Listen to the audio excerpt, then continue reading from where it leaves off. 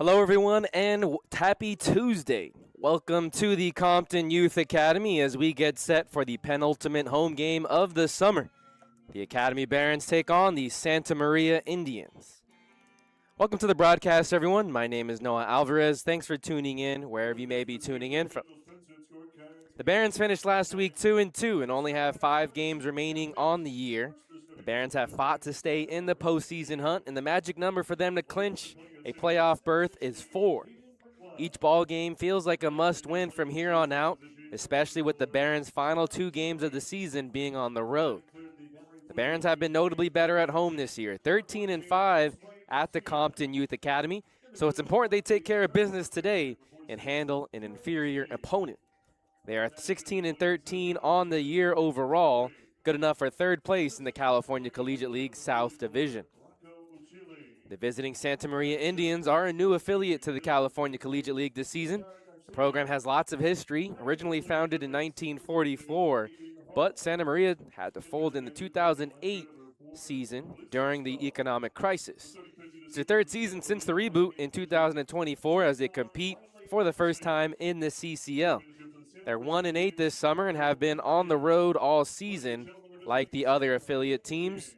One of the coaches that's here this afternoon or this evening, Michael Tackett, was telling me that the Indians have played in a Southern California Collegiate Baseball League, mostly high school players, but they have been able to host some of those games over at Elks Field in Santa Maria. Santa Maria is led by manager Jimmy Molina, but he's not here this evening. The only coach in attendance is Michael Tackett. He's one of the assistants on the Santa Maria Indian staff. The Academy Barons are led by manager James Bishop in his first year as the manager, but 17 seasons as an assistant with the Academy. He is joined by pitching coach AJ Manarez, assistants Lorenzo Gray, Tank Kazarian, and Taishi Nakawake. The Barons have 5 games left in the summer. The magic number to clinch a postseason berth is 4. Arguably the most important stretch of baseball coming up. We'll see how they start things off this evening. Starting lineups and first pitch when we come back.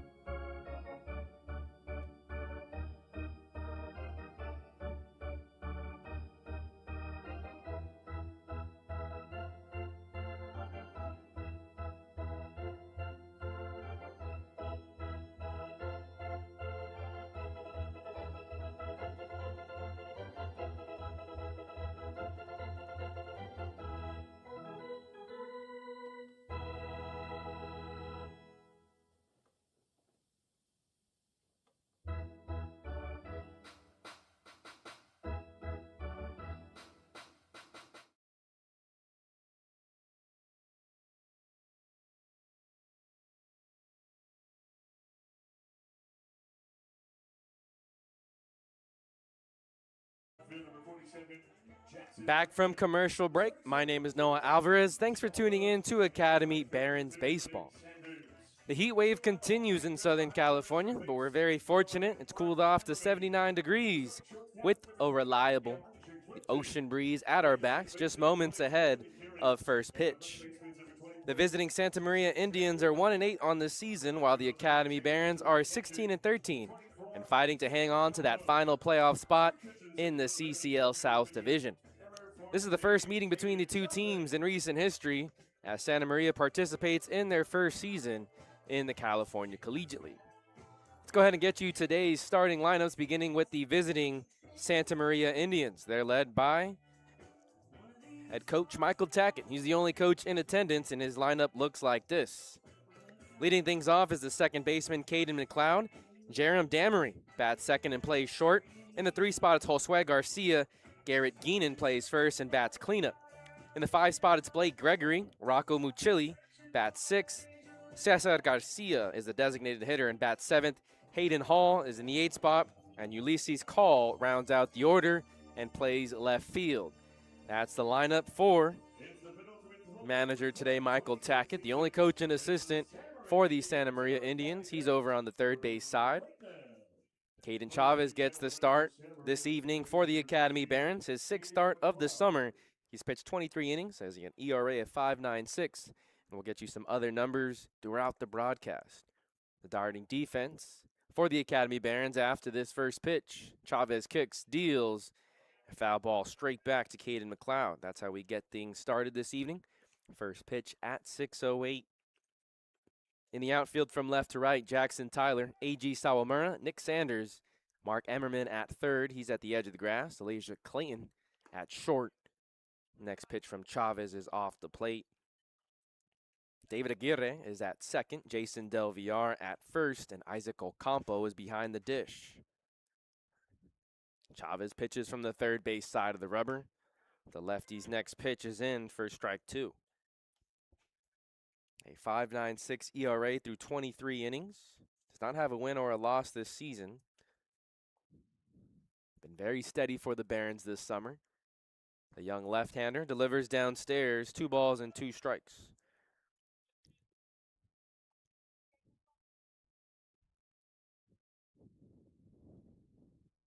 Chavez spent this past season as a freshman at Fordham University, a native to Long Beach, California. Spins the next pitch down and away for ball 3. It's a full count to the leadoff hitter. Caden McLeod on the season. Leads the team with a .444 batting average, his 7th start of the CCL season. Lefty on lefty matchup. Here's the payoff pitch from Chavez. That's a fastball. Oh, Ocampo was ready to throw it around. It's ruled ball 4. Home plate umpire is Jose Galvez. Robert Nakamura, is at first base, and Oscar Carrillo is over at third. He moves to second with the runner at first. A leadoff walk to start the ball game. Walks were an issue in the last outing for Caden Chavez. In a very similar spot, but that's ruled strike 1 to Jerem Damery. Runner on first with Isaac Ocampo back there. He has 6 runners caught stealing on the season. Very strong arm behind the plate. First move from Caden Chavez to first. Jason Del Villar holds the runner at first base. McLeod does not have a stolen base. Only 4 stolen bases as a team for Santa Maria. The 0-1's in the dirt. Ocampo blocks it. Count even at 1-1. Damery leads the team in at-bats, 37 on the season, a 189 batting average. Started all 10 CCL ball games. 1-1 into the air, left side of the infield. Clayton there strolls for the first out. Thanks for tuning in wherever you may be tuning in from. It's game number 30 on the season. Barons are 16-13. The visiting Santa Maria Indians are 1-8. They're an affiliate team. They last played on July 17th, so last weekend. In steps Josue Garcia, new catcher, second ball game for the Santa Maria Indians. And before the first pitch, another move to first.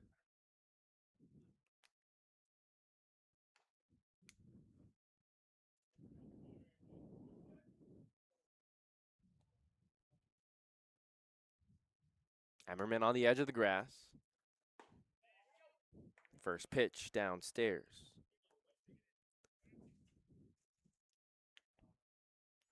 Garcia does not have an at-bat for the Santa Maria Indians, at least in the California Collegiate League.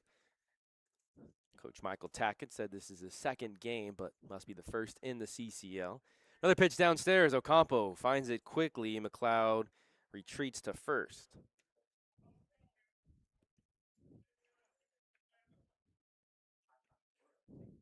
Five more games remain for the Academy Barons this summer. They have a 4-game lead over the Arroyo Seco Saints for the third and final playoff spot. Chavez kicks and deals. It drifts inside. Too much tailing action. 3 balls and no strikes.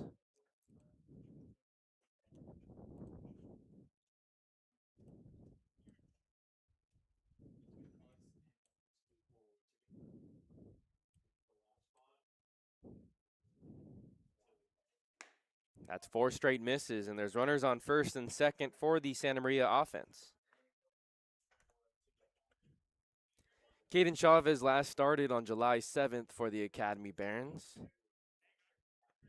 And in that outing, he struggled to find the strike zone. He only lasted 2 2/3. He walked 4 batters, gave up 7 hits, 6 runs. It was one of his worst outings of the season as a pitcher for the Barons. Usually really steady. That ballooned the ERA up over the 5s. In steps Garrett Geenan, the first baseman, bats in the cleanup spot. Right-hander awaits the first pitch, and that tails onto the inner half. Geenan is a towering presence at 6'5", a native to Scottsdale, Arizona.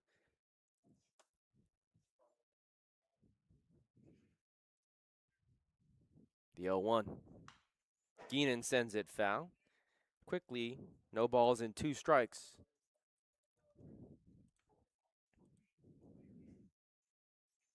Geenan this past season was a member of the Chandler Gilbert Community College in Arizona. Appeared in 12 ball games. McLeod at second. Josue Garcia at first. The 0-2. Outside, ball 1.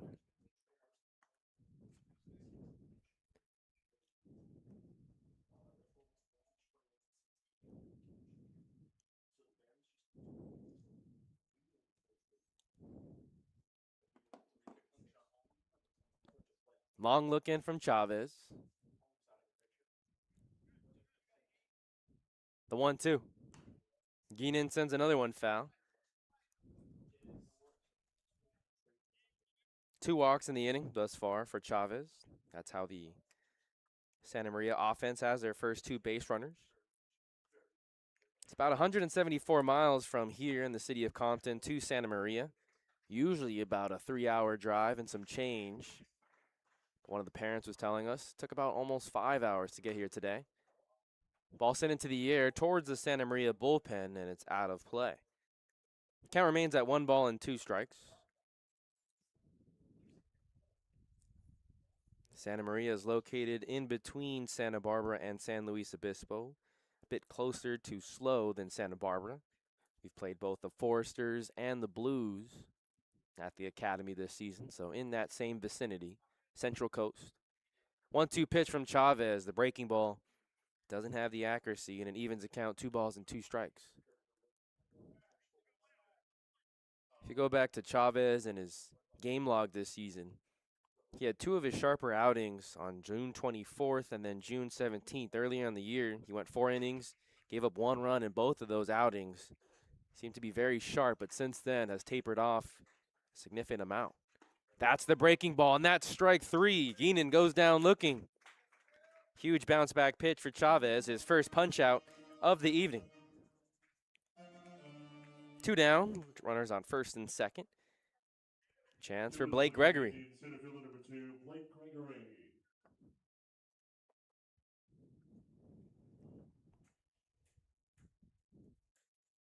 Gregory is a left-handed hitter. Another lefty-on-lefty matchup in the inning. McLeod at second, Garcia at first. Can Santa Maria capitalize here in the top of the first with 2 runners on? Chavez kicks and deals into the air. Shallow right center field. David Aguirre back. That's the 3rd out of the inning. So Santa Maria gets 2 runners on, but they can't cash in. When we come back from a quick break, we'll have the bottom of the first and get you the starting lineups for your Academy Barons.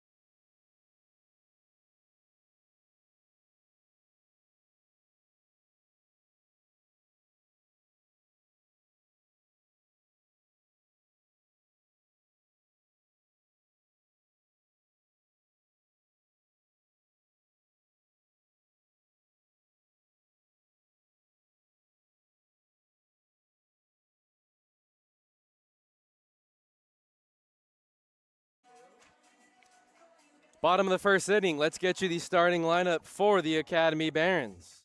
A.G. Sawamura bats in the leadoff spot. Elijah Clayton bats second and plays short. Jason Del Villar in the 3 spot. Nick Sanders bats cleanup. Batting 5th is left fielder Jackson Tyler, followed by Mark Emmerman and David Aguirre. Isaac Ocampo is in the 8th spot and is the catcher. And rounding out the order is Israel Espinosa. He's a designated hitter this evening for manager James Bishop. Bishop is a Linwood native, spent a few seasons in the minor leagues and played overseas before coming back and became a part of the Compton Youth Academy. At the time was named the MLB Youth Academy. Since 2006, he's been involved somehow, some way here at the MLB Youth Academy. And he's been the assistant coach for 17 seasons. It's his 18th year with the Academy Barons Summer League Baseball squad. On the mound for the Santa Maria Indians is Riley Bassett. He takes the start for Santa Maria. It's his 3rd start of the season. He's pitched 6 2/3 innings and has a 9.45 ERA in those 2 appearances. Sawamura steps in. We'll get to the defense after this pitch. Strike 1, that's how we get things started in the bottom of the first. In the outfield, Ulysses Call in left, Blake Gregory in center, Rocco Muchili in right, Hayden Hall at third. Bunt attempt down the third base line. It's foul. No balls and 2 strikes. Jerem Damery is at short, Caden McLeod at second, and Garrett Geenan is at first base. Josue Garcia as the catcher behind the dish for the Santa Maria Indians. Same color uniform as the Academy Barons in that navy blue. White and red trim on the sleeves and around the V-neck. 0-2, and Sawamura fights to stay alive.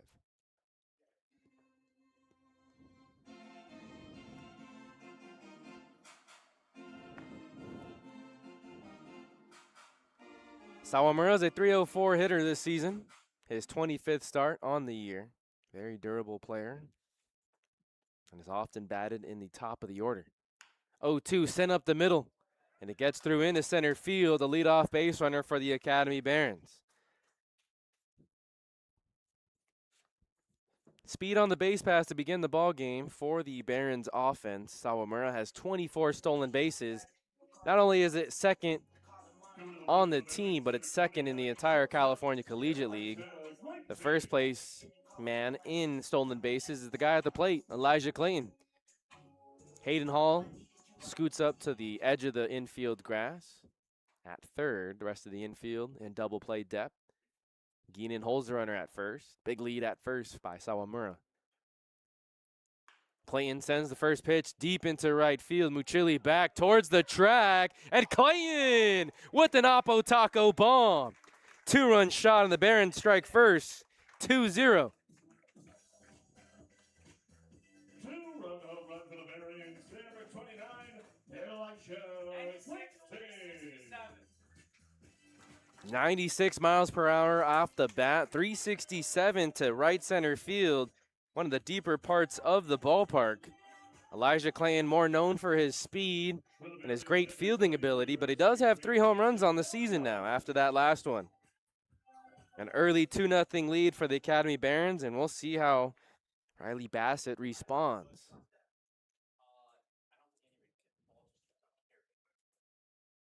There is a breeze blowing out towards right field.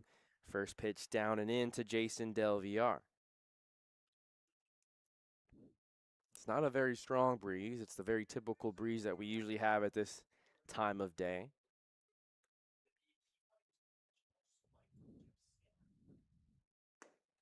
Another pitch inside to Del Villar. Del Villar has 4 big flies this season. He leads the team in that category. But all 4 of them were in the first 2 weeks of the season, so it's been a long drought. The 2-0 upstairs.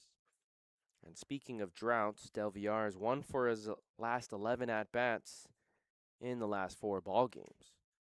So he's a player due to break out of this slump. Very talented hitter from Cal State Monterey Bay, one of the better Division II programs in the state of California. High and wide for ball 4.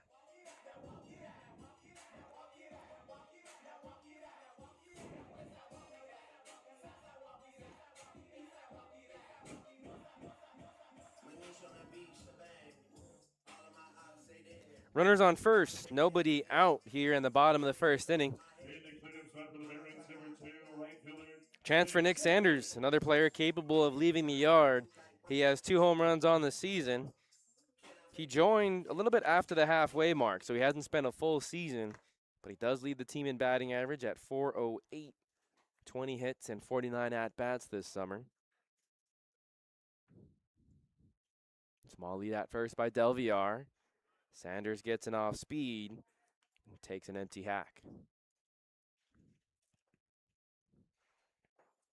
Going into Saturday's contest versus the Conejo Oaks, Sanders had an 11-game hitting streak but was hitless in that ball game. Upstairs, Garcia fakes a throw to first. Count even at 1-1.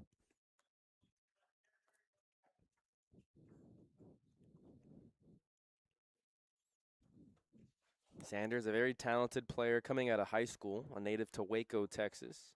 Originally committed to the University of Texas, Austin, but only spent one season with the Longhorns. 1-1. On the edge of the zone, Sanders doesn't like the call. It's a 2-strike count. After one season at UTA, he then transferred to Grayson College, JUCO program in Texas, and then spent this past spring at Campbell University. The 1-2. Sanders hits a chopper to third, to short. Damery goes to second for one, excuse me. And there's one out. No throw to first. Fielder's choice for Sanders. Number 47, Jackson.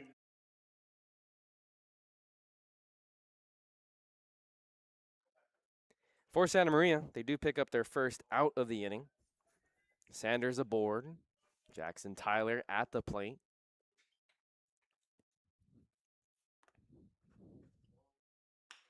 Hits the ball up the middle. Another chance for Damery. To second for one. Back to first. A 6-4-3 double play for the Santa Maria defense. And just like that, they get out of the jam. But 2 runs do come across for the Academy Barons. They lead 2-0 as we head to the top of the second inning. Thanks for tuning in to Barons Baseball. Back after this.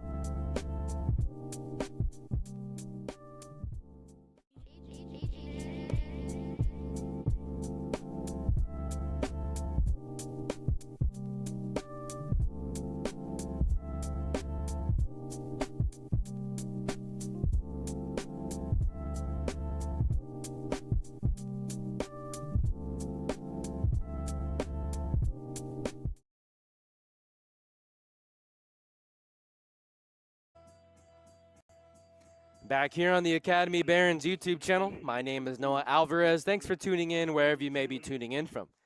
It's a 2-0 lead for the Academy Barons. 5 games left on the season. The magic number is 4 to clinch a playoff berth. Barons have a 4-game lead over the Arroyo Seco Saints. We'll update you on the score from Orange County as they take on the Riptide this evening. Top of the second, the 6-hitter. To start things off, Rocco Mucilli takes ball 1. Check that. That's ruled strike 1 from Jose Galvez, the home plate umpire. Chavez still on the mound for the Academy Barons. A rocket to center field. A.G. Sawamura races in, but has to play this on a hop. Leadoff base runner for the Indians offense. And it's the first hit of the ball game for Santa Maria. Santa Maria, number 24, a designated hitter, Cesar Garcia. Cesar Garcia makes his way to the plate. Another player who's seen a lot of action in the CCL. His 7th start. Has 21 ABs this summer season. Mucilli at first. Del Villar holds the runner. First pitch from Chavez. Late swing. It's foul to the right side. Mucilli does have 2 stolen base attempts on the year. He's 1 for 1.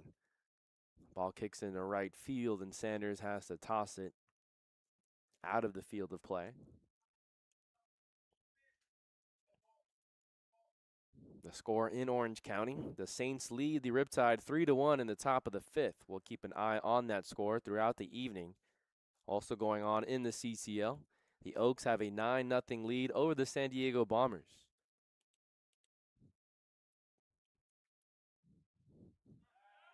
Move to first. Back in standing is Muchili.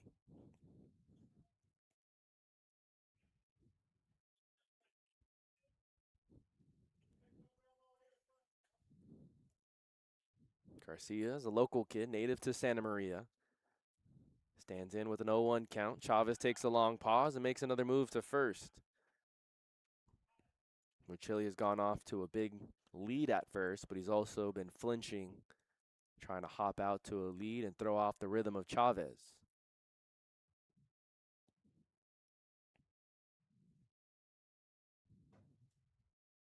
The 0-1, it's a swing and miss. Garcia behind on the pitch.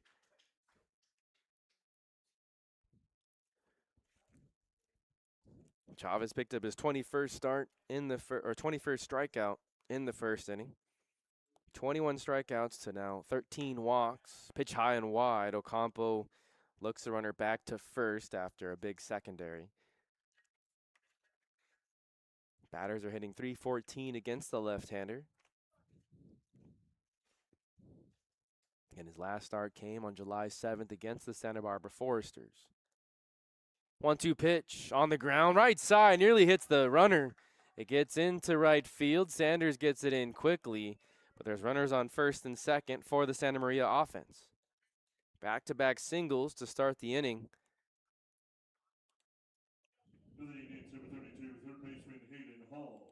Chavez gave up 7 hits in his last start, and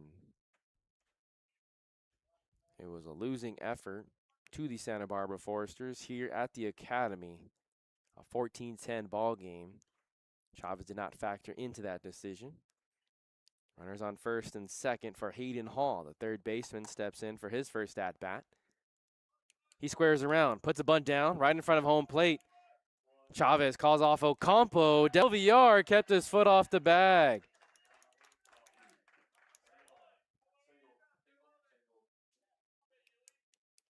Gets ruled an infield single, and the bases are juiced for the Santa Maria offense. Trouble in the top of the second.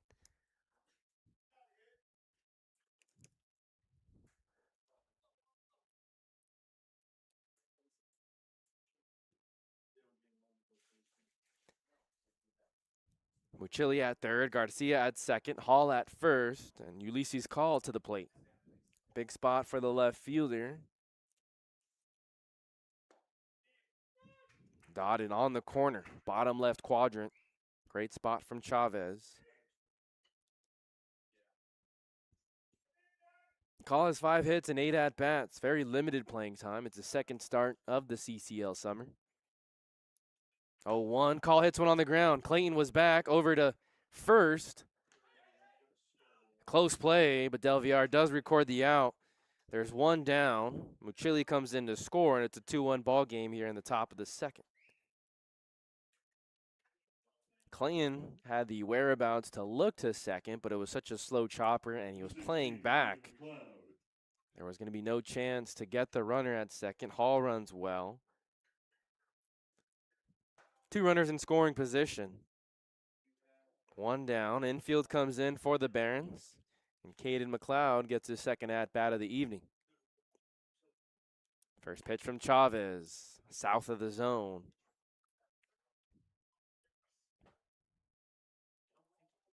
Chavez is one of 2 pitchers that played for pitching coach A.J. Monades growing up. Before they were even in high school, they played for a travel ball team, and that's how they got familiar with the Barons pitching coach.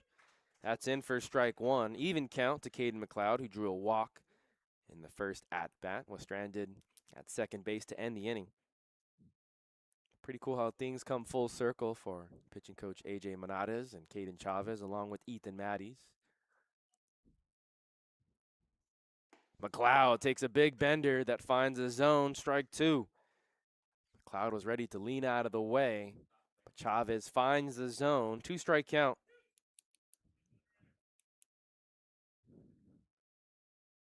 Everybody's still in on the edge of the grass for the Barons infield. The 1-2 pitch. Fastball hit on a line to David Aguirre. He looks the runner back to third. They have a runner caught in between third and home. Emmerman tosses to Ocampo. He chases the runner all the way back, but Hayden Hall's also there.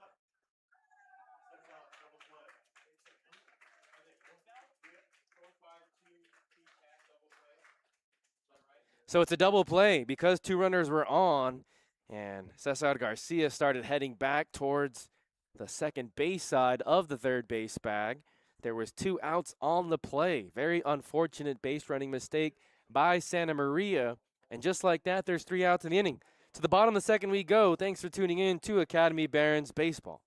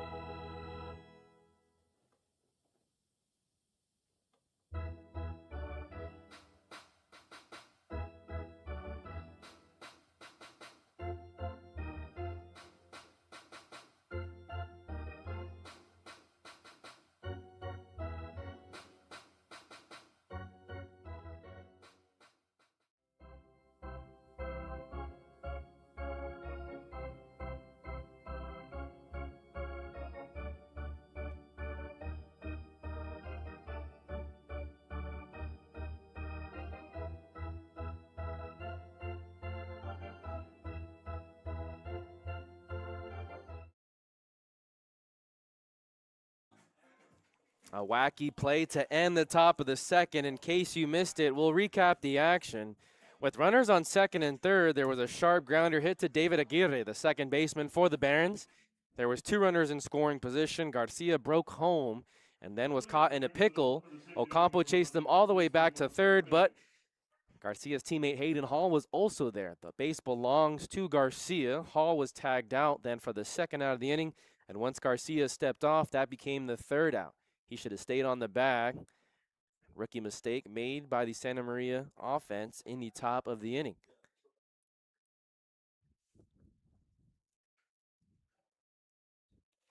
We're in the bottom of the second. First pitch to Mark Emmerman. Misses the plate. Riley Bassett works quickly and misses with 2 straight.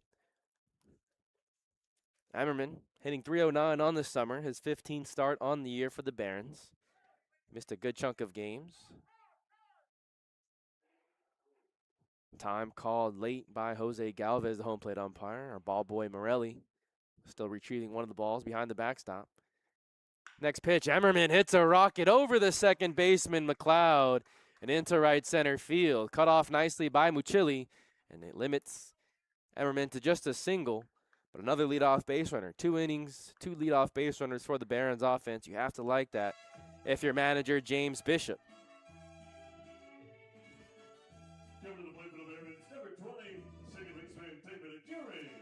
Nobody out, 1 runner on. Bassett has to work from the stretch again. Here comes an important player for the Barons offense, someone who'll need to turn it up down the stretch, David Aguirre. He missed a good chunk of time. He took a vacation with his family to Mexico.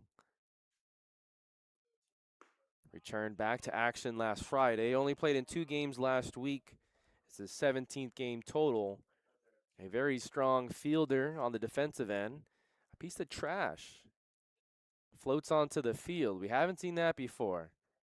The first time we've seen that at the Compton Youth Academy, and it was a big enough piece of trash to where home plate umpire Jose Galvez did not want it in the field of play. First pitch strike to the second baseman. Emmerman at first, small lead. Geenan holds. Bassett pitches from the third base side of the rubber. Slide step, and he misses upstairs. Even count. Aguirre is a .306 hitter. 3 doubles on the year, 13 RBIs. Recently committed to Cal State Dominguez Hills. Was at LMU this past season as a redshirt.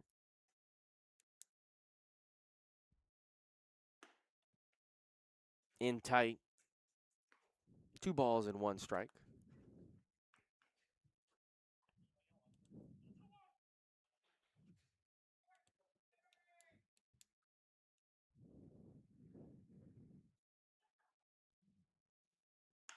Ball hit up the middle, right to the second baseman, McLeod. Over to Damery for one. Back to Geenan. That's the second double play by the Santa Maria defense. Very quickly, there's two down.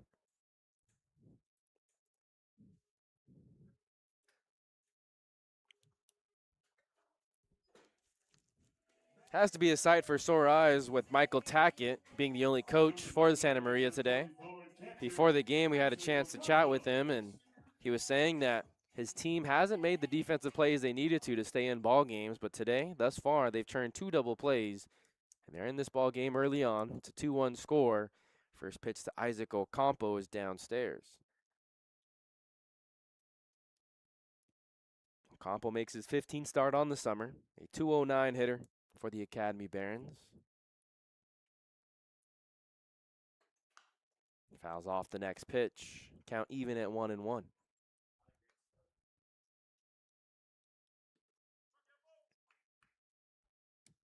Two down, nobody on base for the Barons offense here in the bottom of the second. They lead 2-1 thanks to the two-run home run by Elijah Clayton. Bassett spins a bender in for strike two.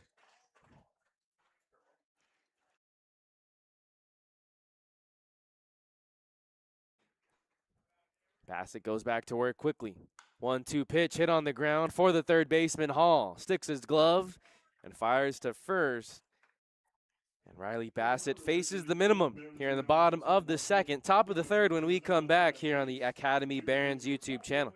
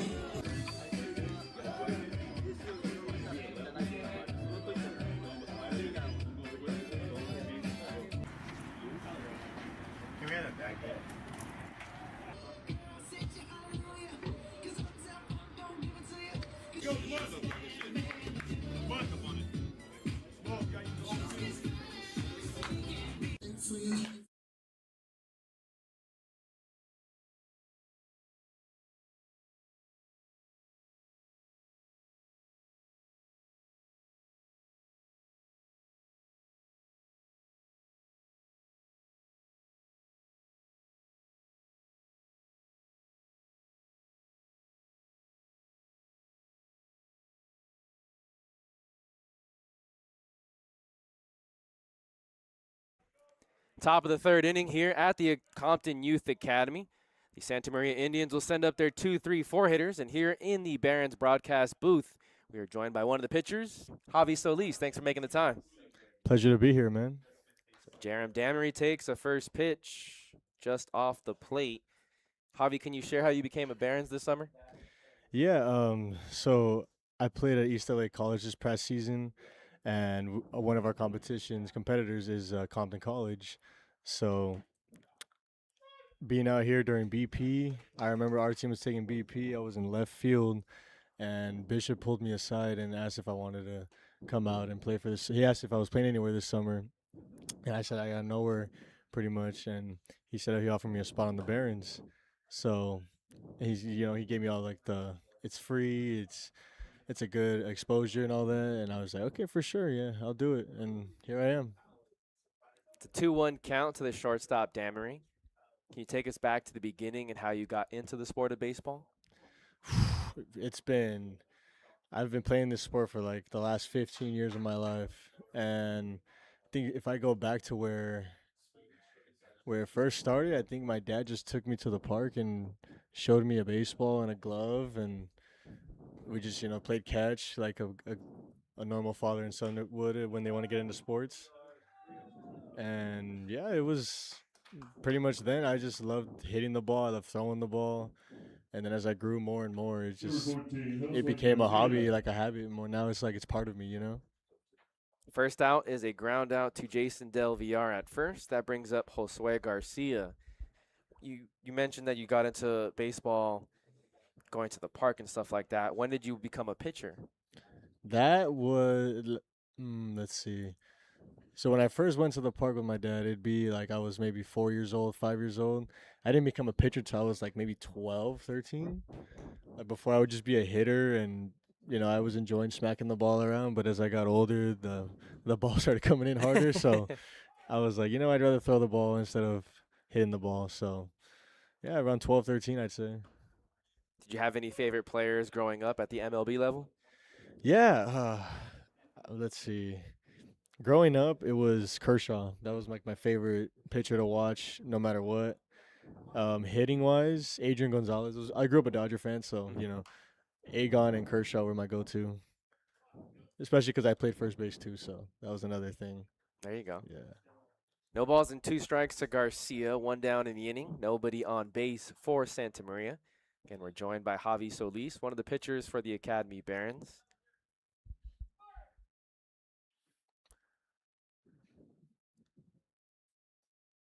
The 0-2 from Chavez spins outside. What's been a big takeaway from you in your first summer with the Barons?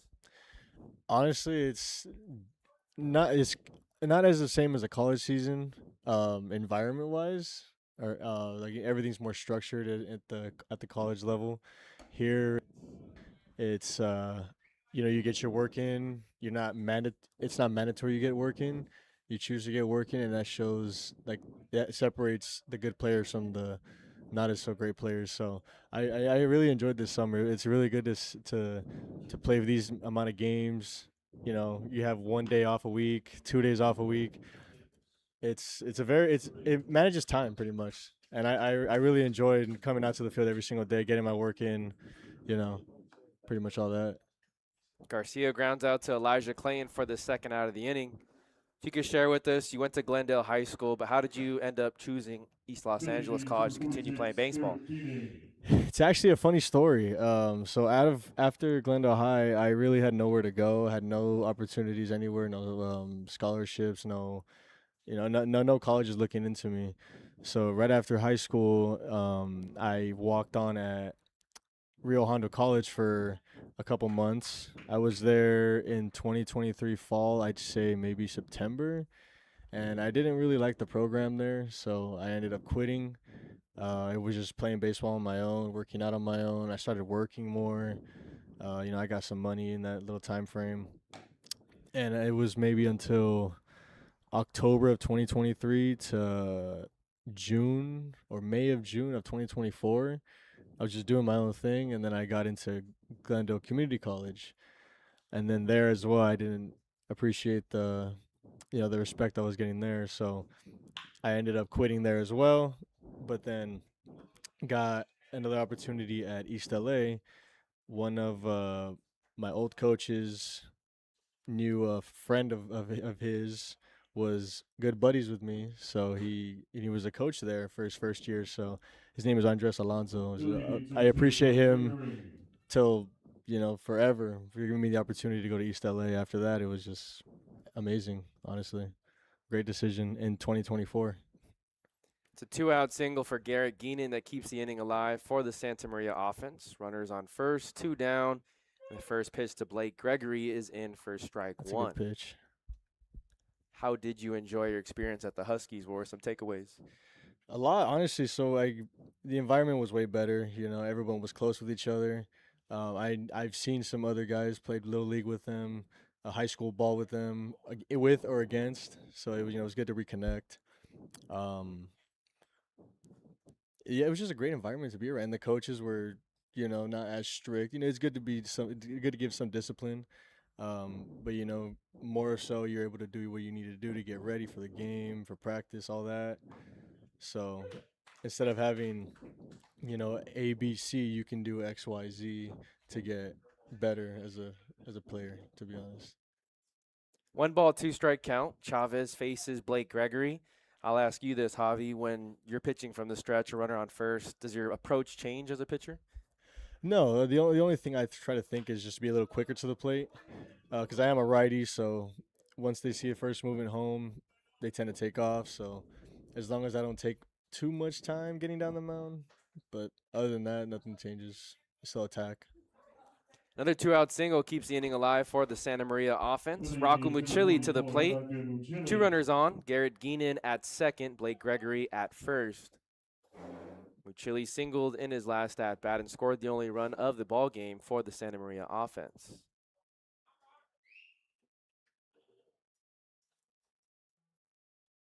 This past spring, you got an opportunity to start for the Huskies. Do you have a preference of coming out of the bullpen or starting? My whole life I was a starter, so I would prefer starting. Coming out of the bullpen, that was like the last 2 years of my life. That was a brand new thing, so I had to adjust. But I would prefer starting. That day I started, it was something I took advantage of, and I performed the way I wanted to. What's your pregame routine like on a day that you're going to start? Pre-game, let's see. So if the game says at 2 o'clock, which normally all the games were at East LA, I would do a little activation workout in the morning, like around 8 in the morning, 9 in the morning. Get some breakfast, get to the field, do some stretching, mobility. I tend to not focus in too much because you're using your head too much. That's not ideal, everything works better when nothing's up on the head. Mm-hmm. So, try to have fun, talk to the guys, think it's like a normal day. And then once we get closer, get my more mobility, get some running in, get my plyo balls in, J bands, and I'm ready to go pretty much. Nothing too crazy. Okay. 1 ball and 2 strikes that count to Mucilli. We'll await the next pitch from Chavez. 2 runners on, 2 outs. The 1-2. Nice. Swing and a miss. A strikeout to end the inning for Caden Chavez, and the Santa Maria offense strands 2 runners on to end the top of the 3rd inning.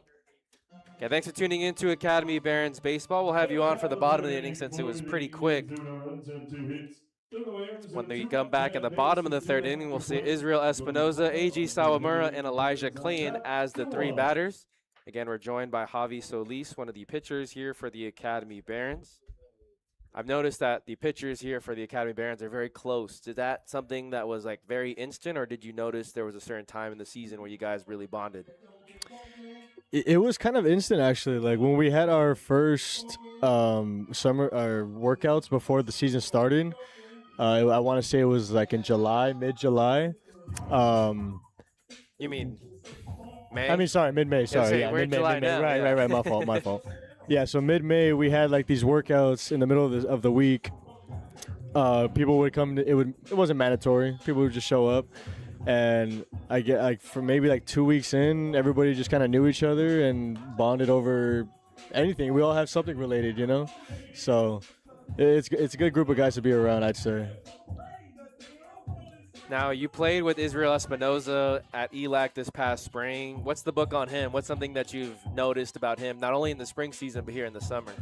Izzy's just a dog, man. He was our leadoff guy, our shortstop. I would trust him getting an out anywhere on the field. But at shortstop, I locked down there as a leadoff man. I just knew he was going to get on half the time. So, great person, great guy. Yeah, I could take a bullet for him, He's very instinctful. There was a play last Saturday against the Oaks. I forget what inning, but I remember there was a ball hit up the middle, and it looked like it was going to get through to center for a single, and there was a runner on first, so he could have gone first to third, but Izzy got to it. The throw to first wasn't in time, but just like a very instinctful play at second to watch Espinoza make. Yes. So he had a lot of those at East LA, so, nothing's changed, honestly. 1 ball and no strikes to the designated hitter. 9-1-2 batters are due up. Takes outside for ball 2. Did you get to face him much in inter squad versus either in the Barons or with the Huskies? Yeah, I faced him a couple of times at East LA. I don't think he's got a hit off me. Actually, he has one little little 20-mile-an-hour dribbler off of me, but that's it. That's pretty much it. And he just beat it out with his speed. But other than that, nothing. He's hit on the next pitch, so Riley Bassett loses him on a 2-0 count. Espinoza's at first, and it's back to the top of the order. A.G. Sawamura led off the ball game with the single. 1 for 1 on the evening thus far as we're in the bottom of the third. A.G. Sawamura.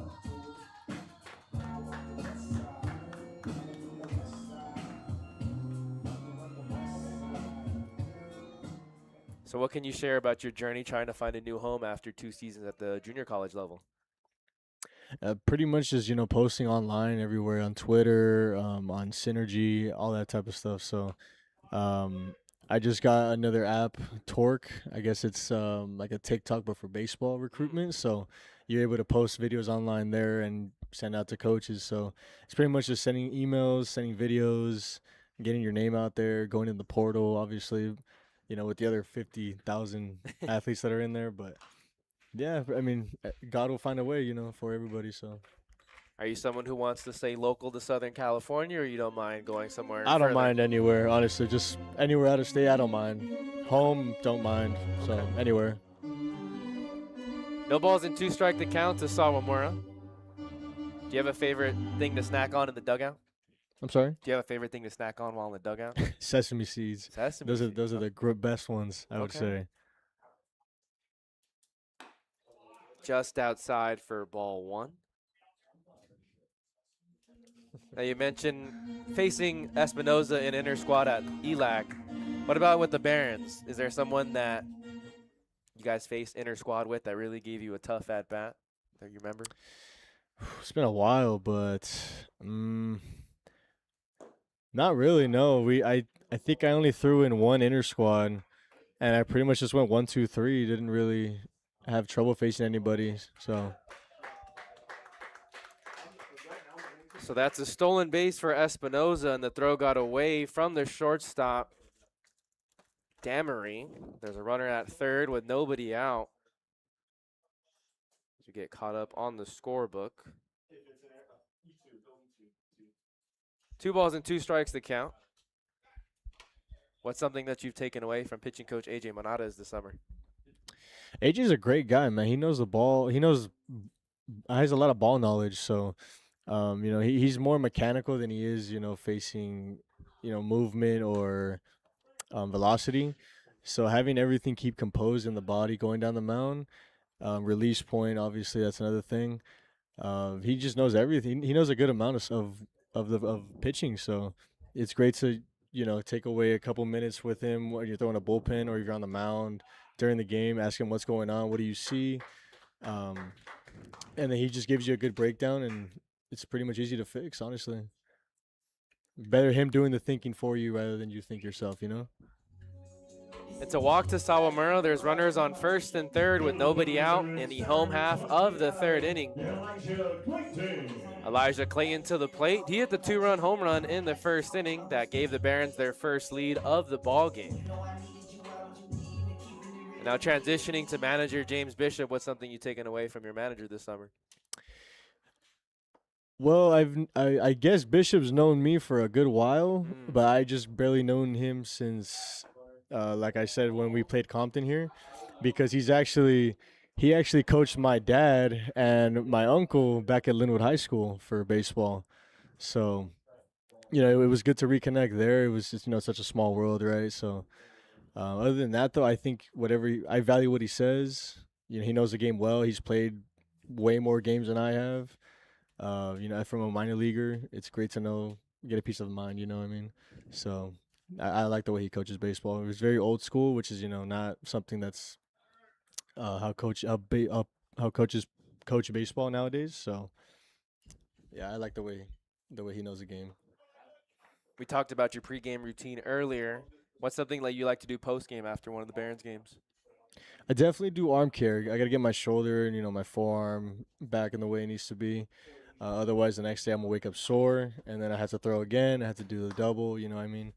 Other than that, though, I do like getting a big meal, like a just pound food afterwards. Sometimes I go for a run as well before I eat. So, I say food and running would probably be the best things after a game. Next pitch to Clayton is Ooh. hit foul into the Barons bullpen. Evens the count at 2 balls and 2 strikes.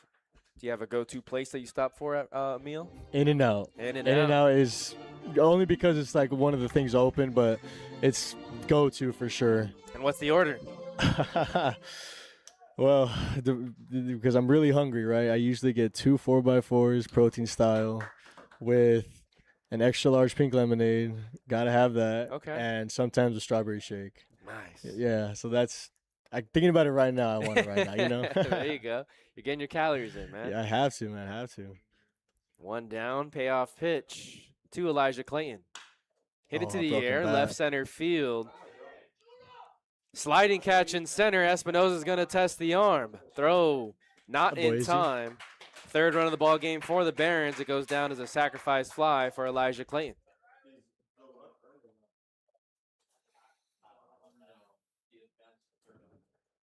I'll have you on for a couple more questions. Speaking of food, I like to ask players in their hometown. So if you can think back to Glendale, is there a local spot that you really like to eat at? Glendale, let's see. Number 23, Jason Delvion. There is this spot.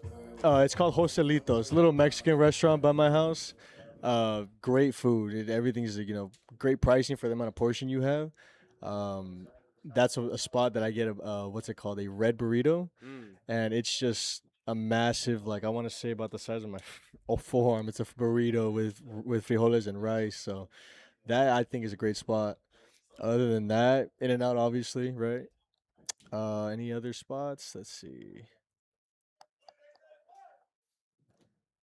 It's not in Glendale. It's in Pasadena, but it's on the border. It's Earth Cafe. It's another spot I like to go for breakfast. They have really good waffles and smoothies, so it's another good spot, I'd say. Right on. So there's 3 outs in the inning after Jason Delviar flies out to center field. The Barons get another run, and they lead 3-1 here at the Compton Youth Academy. We're joined by pitcher Javi Solis. We'll have 2 more questions for you before you go. For sure. Next question is, if you go to any place in the world, where would you want to travel to first? Me and my girlfriend have been talking about this for a while. I've always wanted to visit Walt Disney World in Florida. That's for sure one of the spots. We actually want to see all the Disneylands in the world. So, in Tokyo, Florida, all that. I would love to see it. Paris, I would love to see that, yeah. Okay. And then last question, if you could give any advice to your younger self, what would it be? Keep going. We keep going till we can't. This game is, we love this game so much that we just got to keep going till we can't no more. Beautiful. Again, that's Javi Solis joining us here on the Academy Barons YouTube channel. Top of the 4th inning when we come back. Best of luck the rest of the summer and in your baseball career. I appreciate it. Thank you so much.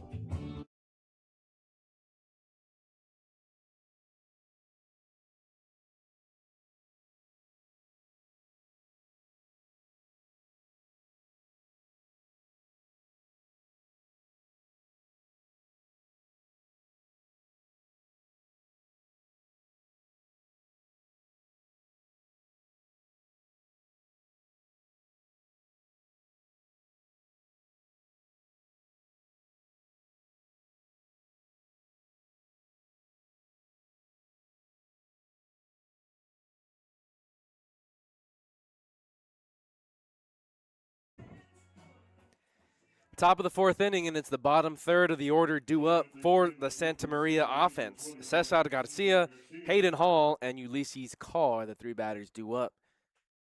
Coach in attendance today is Michael Tackett. He's the only coach in attendance for Santa Maria. They're 1-8, a new affiliate team to the California Collegiate League. Chavez still on the mound for the Barons, and his first pitch runs well inside. He's at 57 pitches after that first one to the designated hitter. Santa Maria has had runners on each of the first 3 innings, but only have 1 run off 4 hits. Chavez bounces back with a pitch at the knees. 1 ball and 1 strike. The Barons picked up 2 runs in the first, 1 in the third.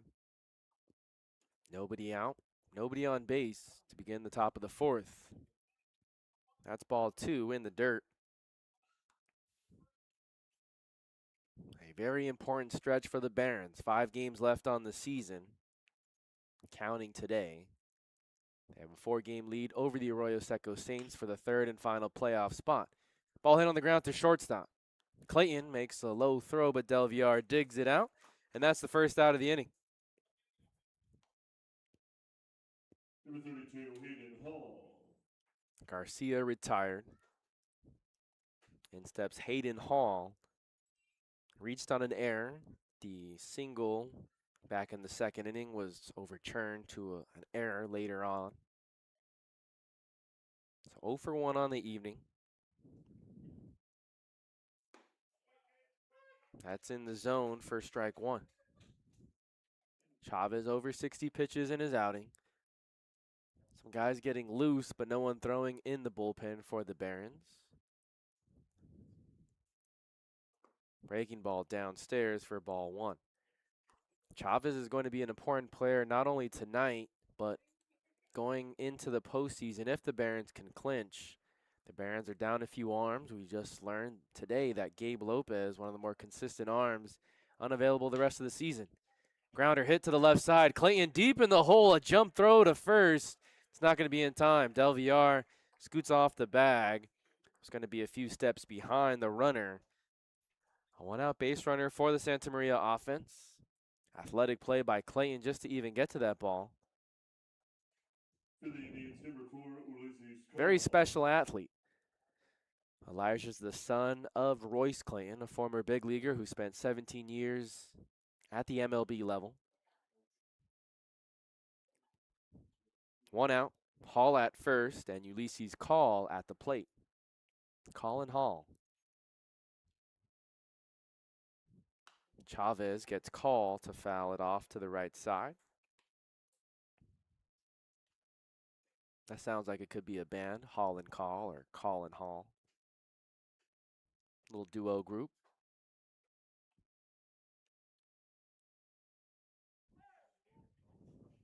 Chavez set.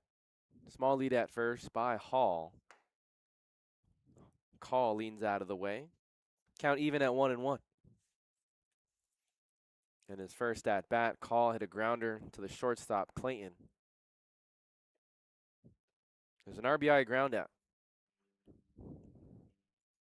Scored the first run of the game. Rocco Mucilli was at third with the bases loaded. Chavez makes a move to first, throw a bit wide.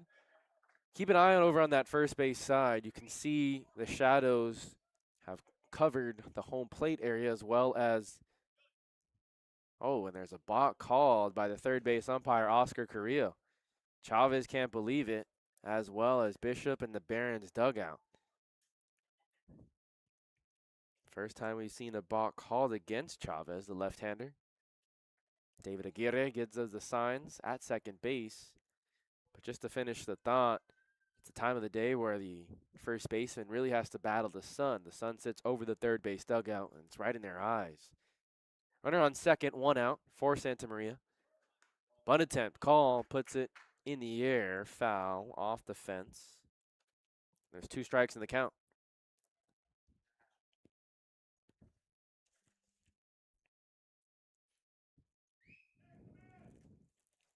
Santa Maria does not have a sacrifice bunt on the season.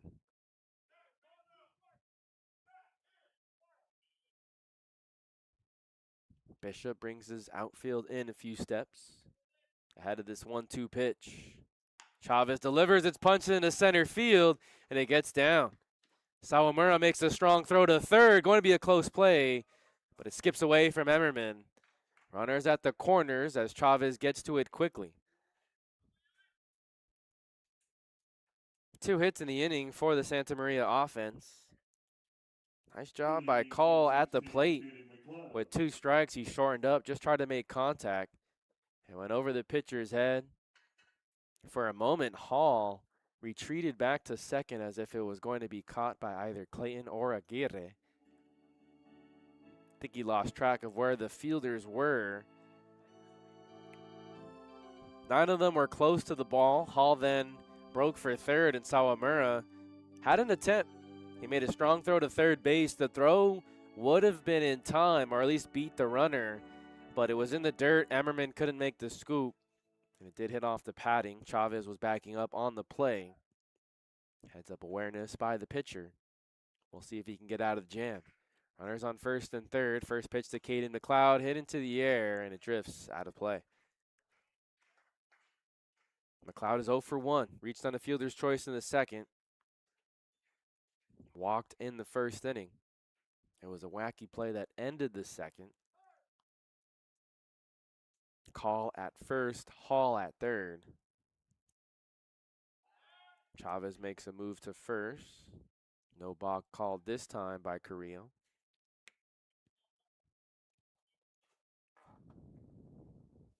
Big spot for Santa Maria.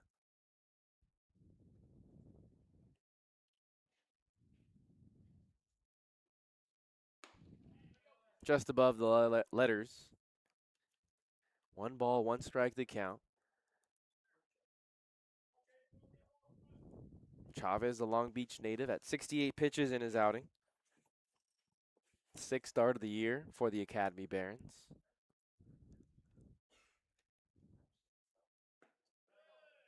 Downstairs for ball 2. This past spring, while at Fordham, he did make 5 starts. Only pitched 14 innings total. But a chance for the young left-hander to work after his freshman season this summer, and he shined. He's had 3 appearances as he drops in a breaking ball for strike 2.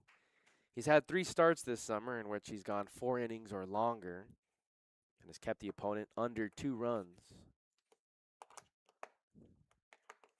He has a 2-ball, 2-strike count to McLeod. The next pitch. Outside.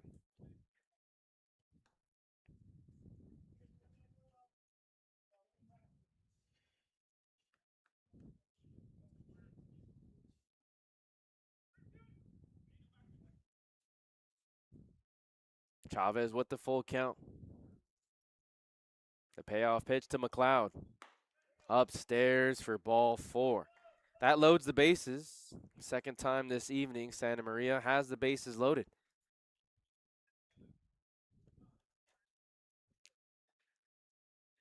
Pitching coach A.J. Monades calls time, and it's the first mound visit of the evening. There is a right-hander beginning to throw in the Barons bullpen.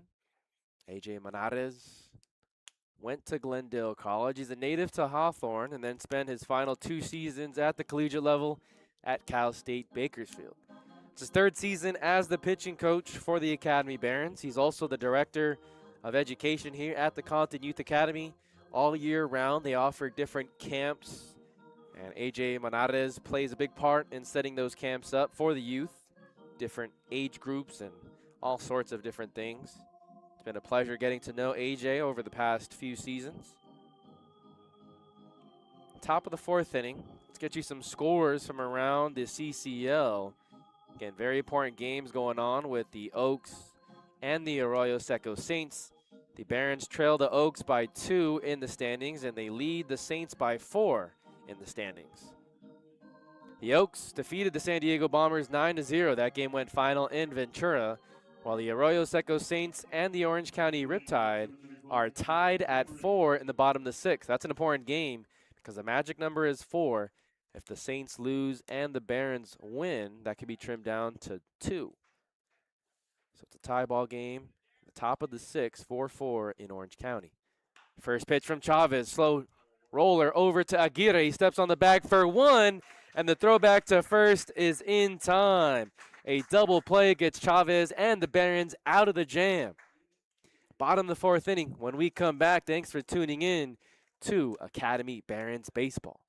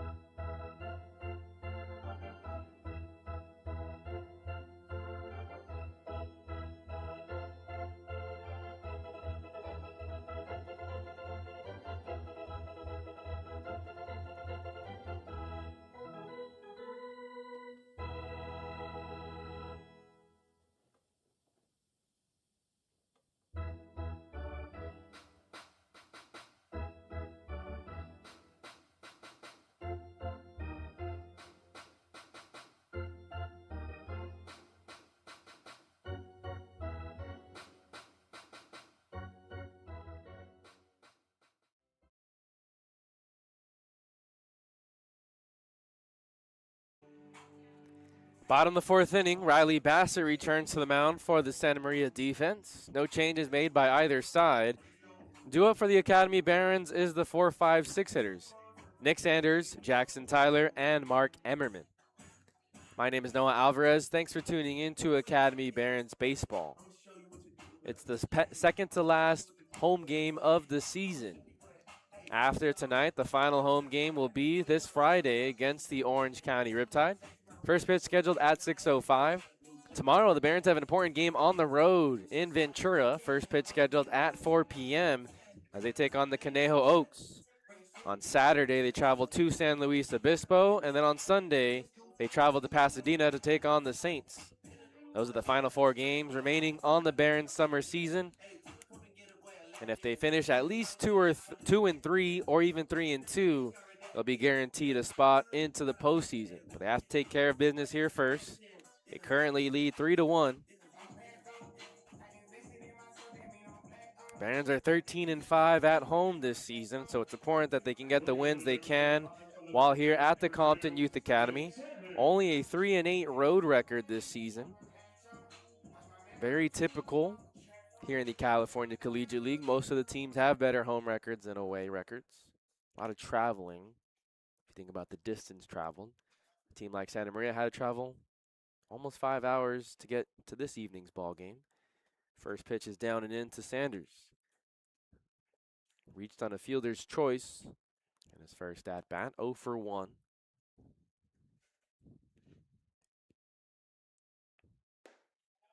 South of the zone for ball 2. Despite Bassett giving up 3 runs off 3 hits, he's kept a low pitch count. He's at 42 in the outing. There's no reason to worry about fatigue yet. Still looks very sharp. Goes from the windup. That's in the zone. Generous call, but it's strike 1.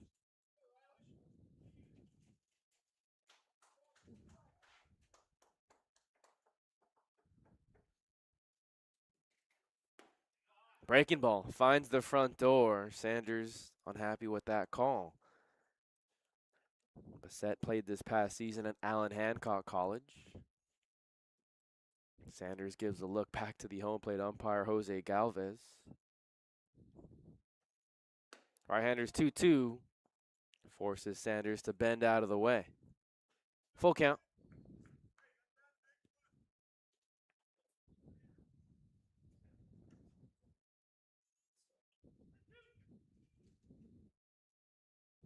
The payoff pitch. Sanders stays alive. Another curveball. He just fouls it off to the backstop.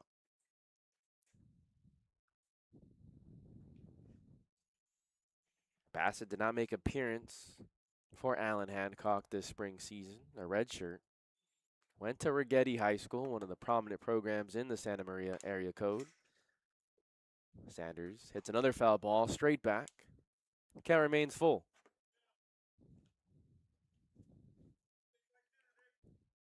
Long at bat to start the home half of the 4th inning.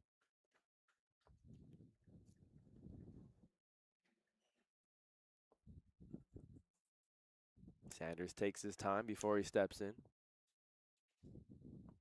Another payoff pitch. Sanders ropes one down the left field line. It drifts foul and out of play.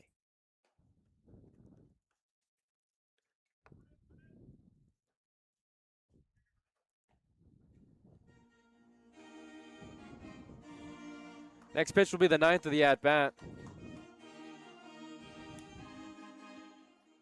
Jackson Tyler, the batter on deck. Sanders foul tips it into the glove. He can't believe it, but it's the first punch out for Riley Bassett on the outing. The pitcher gets the best of the battle here to begin the bottom of the 4th. Barons lead 3-1. The throw got away from the first baseman.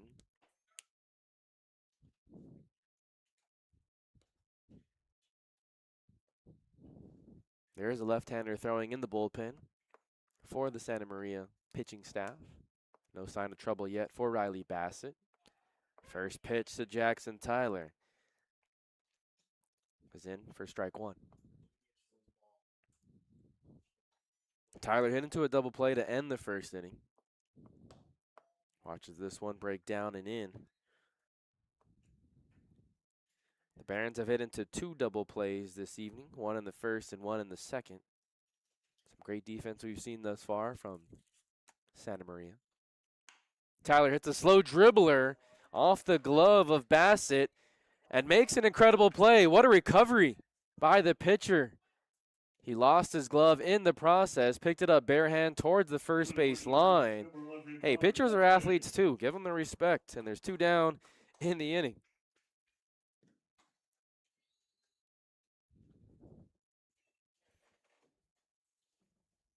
Again, the ball wasn't hit super hard off the bat. Bassett made a spinning attempt to grab it with his glove. It popped out of his glove and then towards the first base line. He then charged and picked it up barehanded to make an accurate throw to first. Tyler runs well too, so he had to do that all very quickly. Mark Emmerman takes ball 1, down and away. Bassett back to work quickly. Emmerman rips one into left center field. It dies in front of Call. It's a 2-out base runner for the Barons offense.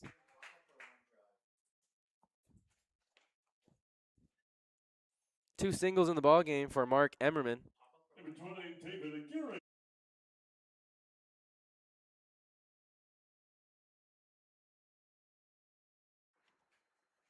Emmerman at first, not usually a threat to run, but he does have above average speed. Garrett Geenan has to battle the sun now as he holds the runner at first.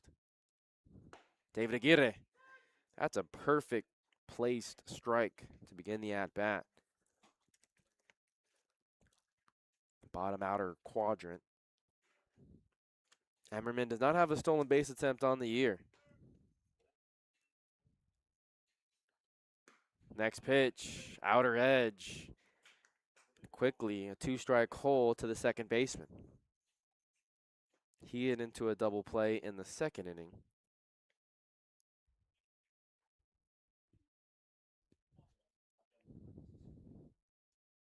Bassett's 0-2. That's strike 3, so David Aguirre goes down on 3 pitches, and it's a strikeout looking to end the bottom of the 4th inning. Barons lead 3-1 here at the Compton Youth Academy. Top of the 5th, and Josue Garcia to lead things off for the Santa Maria offense when we come back.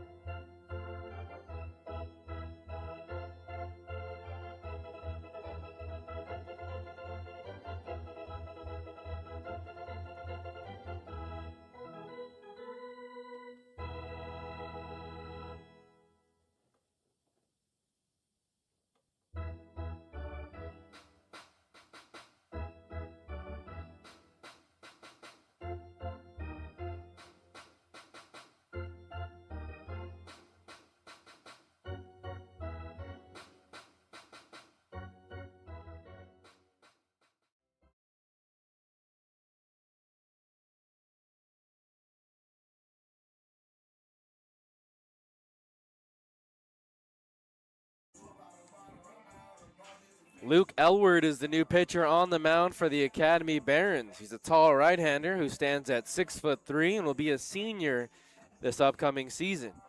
He's one of the late additions for the Academy Barons. Reinforcements as they near the 2026 end of the season. But they've had a lot of players shut things down. We mentioned Gabe Lopez earlier in the broadcast, one of the more talented arms for the Barons this summer. And Luke Elward, along with Tate Foxen, were 2 players brought in last week to help the Barons down the final 2 weeks of the season. Luke Elward spent this past season at LMU, only made 3 appearances. Before that, he was at Golden West and put up spectacular numbers. In 2025, he made 10 appearances, pitched 32 innings, and finished the season with a 2.81 ERA for head coach Andrew Ramos. He plays with a familiar face in Isaac Ocampo. The 2 players Both played at Golden West College in the 2025 season. First appearance on the summer for Luke Elward as a member of the Academy Barons.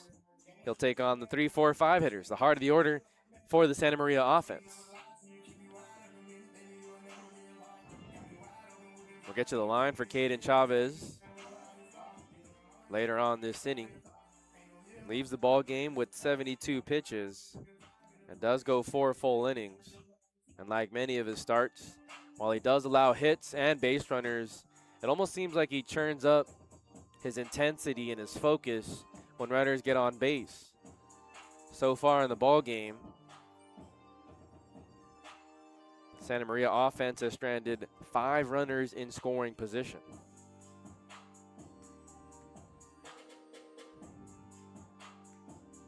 Putting up the tail of it for the Indians, number 14, Jose Garcia.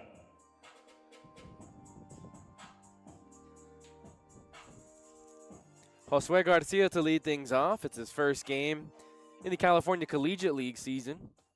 0 for 1 this evening.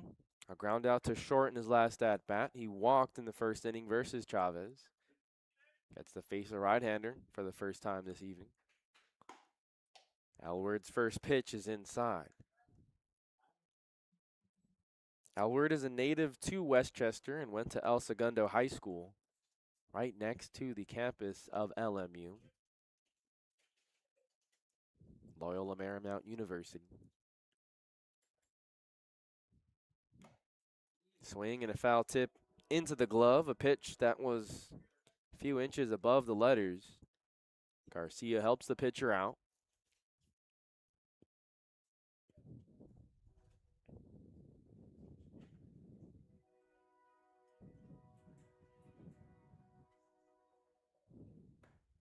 Downstairs.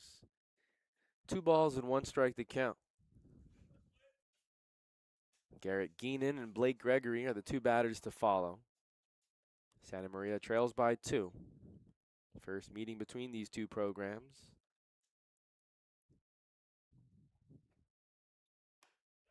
Up and in for ball 3.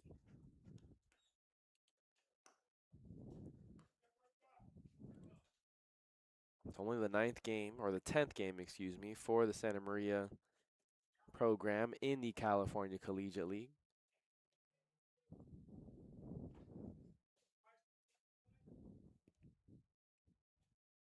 Elward's 3-1 pitch. Garcia well behind, and it's full.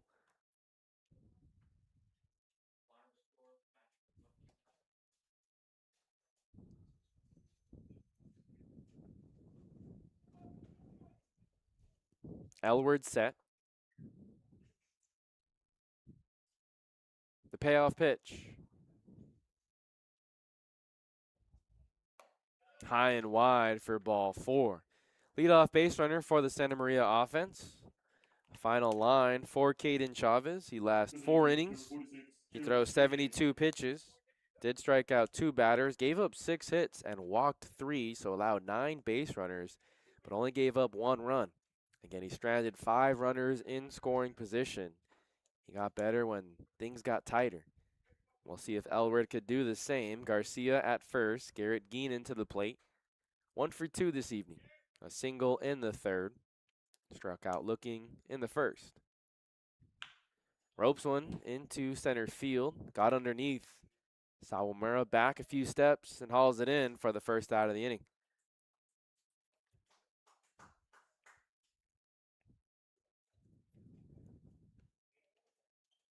One down. Blake Gregory to the plate.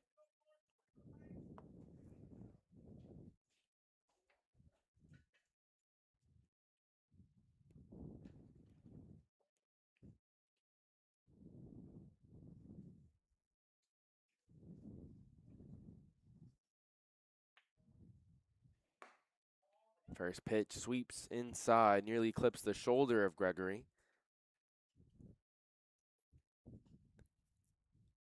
If you look at the season for Santa Maria, they've played the Blues 3 different times, the Santa Barbara Foresters twice, played the Stompers twice as well. 1 game against the Oaks, the first game against the Academy Barons. This ball's in into left center. Sawamura to his right, attracting all the balls this evening, and He hauls it in for the second out. Later on this week, on July 24th, the Santa Maria Indians take on the Arroyo Seco Saints, and that'll conclude their California Collegiate League season. First year in the CCL.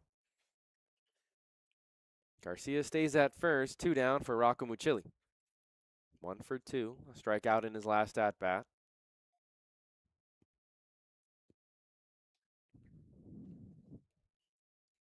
Alvarez delivers a slider upstairs.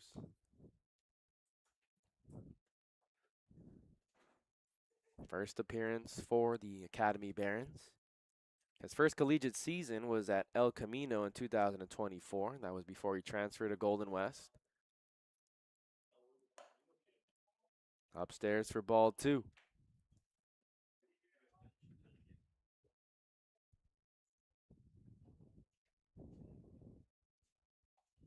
The right-hander will be a senior this upcoming season. Pitches from the first base side of the rubber. 3 straight misses to Mucilli. The right fielder is in the driver's seat. He singled in the second and came around to score the only run of the ball game for the Santa Maria offense.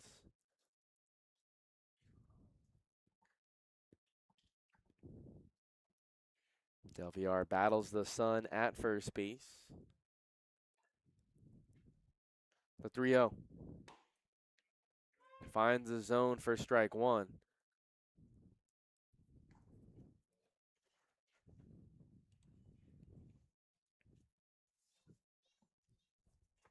Alvarez battles from behind.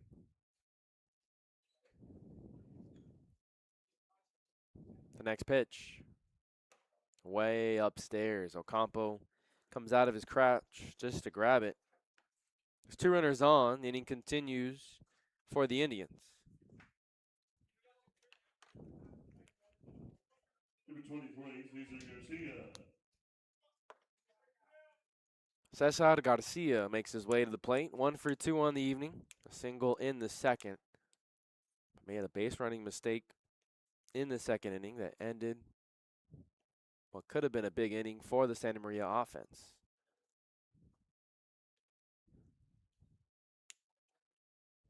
First pitch from Elward, a dot right on the bottom right corner. Josue Garcia at second, Mucilli at first.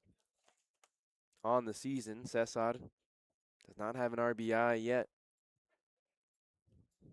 Chance to pick up his first RBI here in the top of the 5th with 2 down. Fouled straight back, and he's quickly in an 0-2 hole.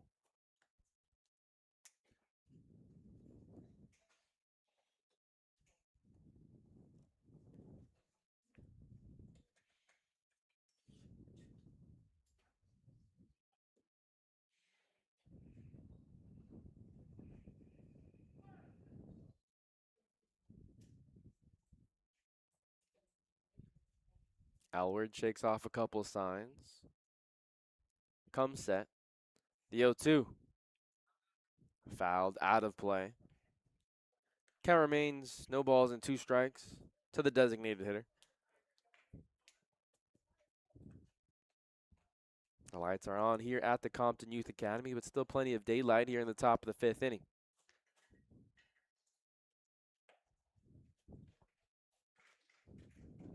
Another 0-2 pitch.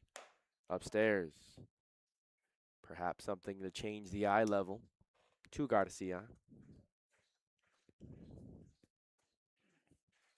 Grounded out to short in his last at-bat.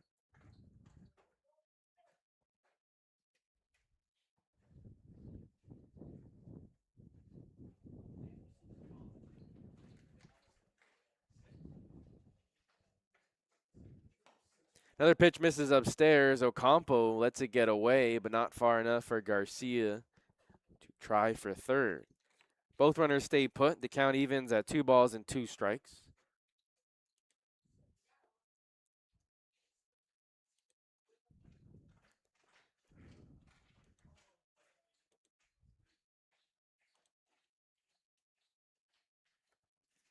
Long pause from Elward. The 2-2. Fouled straight back, and Cesada stays alive. Josue is doing a nice job at second, hopping off to big leads and throwing off the timing of Elward. Not something pitchers like to deal with.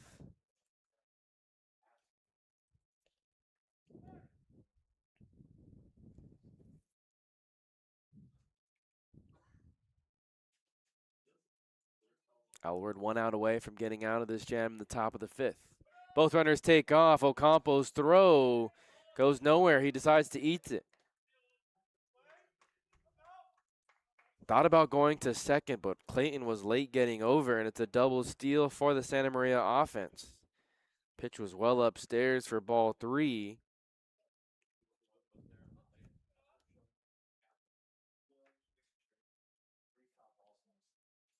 Hayden Hall, the batter on deck. 9th pitch of the at-bat. Elward's pitch, a swing and miss. He punches out Cesar Garcia to end the inning. Huge spot there for the Barons, and that's 7 runners stranded in scoring position for the Santa Maria offense. We get to the bottom of the 5th, 8-9-1 hitters due up for the Barons when we come back.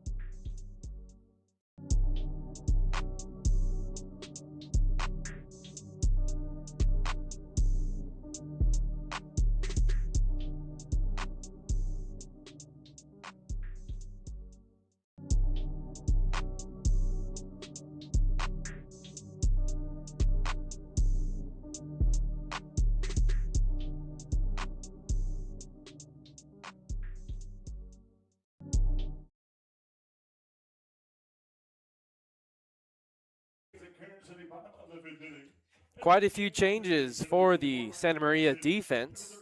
First, the change on the mound. Brett Pinkerton comes in to pitch for the Indians, and manager Michael Tackett. We'll get to the numbers on Pinkerton later on in the inning. And there's a change defensively. Blake Gregory takes over behind the plate, so he moves from center to catcher.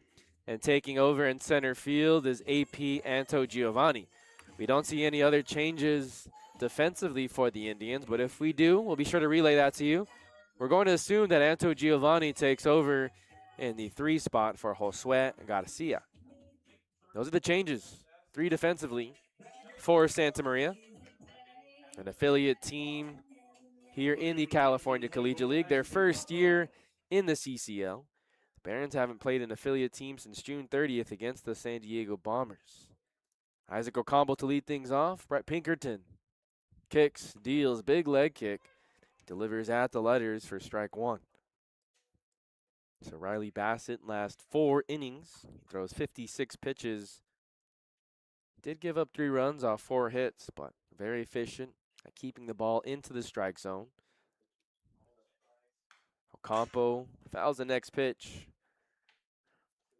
Of course, the big shot for the Barons offense was a 2-run home run by Elijah Clayton in the first inning.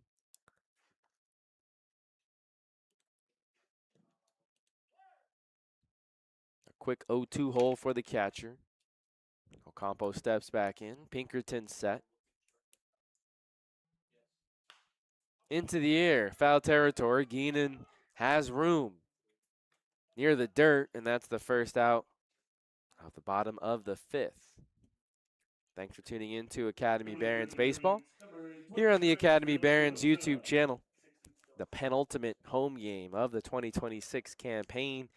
The numbers on Brett Pinkerton for Santa Maria. It's his 3rd appearance of the summer. He's pitched 3 1/3, given up 3 hits, 11 runs, 6 earned. Has walked a batter. Walked 6 batters, only 1 strikeout on the campaign. Espinoza fouls it right into the catcher's glove. Pinkerton jumps ahead. Pinkerton is a long, lengthy left-hander who stands on the mound. At 6'2", it looks a little taller than that. Big leg kick. Next pitch is downstairs. Espinoza takes. Espinoza was hit by a pitch in the 3rd inning, eventually came around to score. He stole 2nd and reached 3rd on an error by the catcher, Josue Garcia. Gregory takes over as the catcher.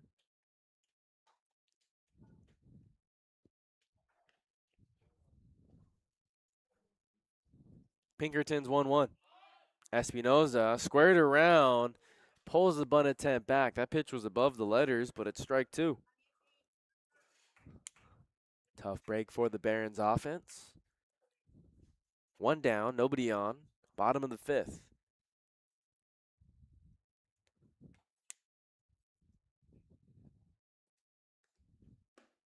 That's at the knees, and Pinkerton gets his first punch out of the outing. Espinoza goes down looking.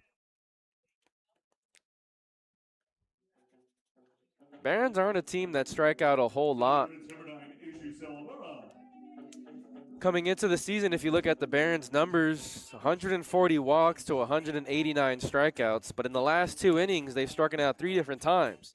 2 of those strikeouts were to the starter, Riley Bassett.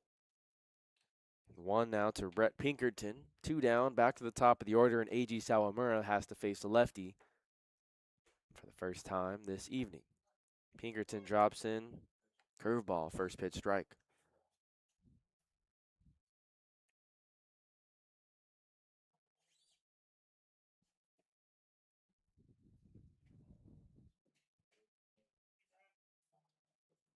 Pinkerton takes a deep breath. 0-1 pitch, just off the plate.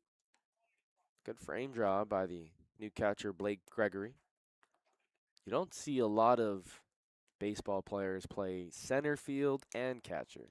Sometimes you see a catcher play the corner outfield spot, but it shows you the athlete that Gregory is. 1-1. Ball hit on the ground to first. Geenan fields it himself, steps on the bag, 3 unassisted, and it's a 1-2-3 inning for Brett Pinkerton. Sawamura frustrated at himself, as I'm sure the rest of the Barons are. A 1-2-3 inning. They still lead 3-1 as we head to the top of the 6th. Thanks for tuning in to Barons Baseball.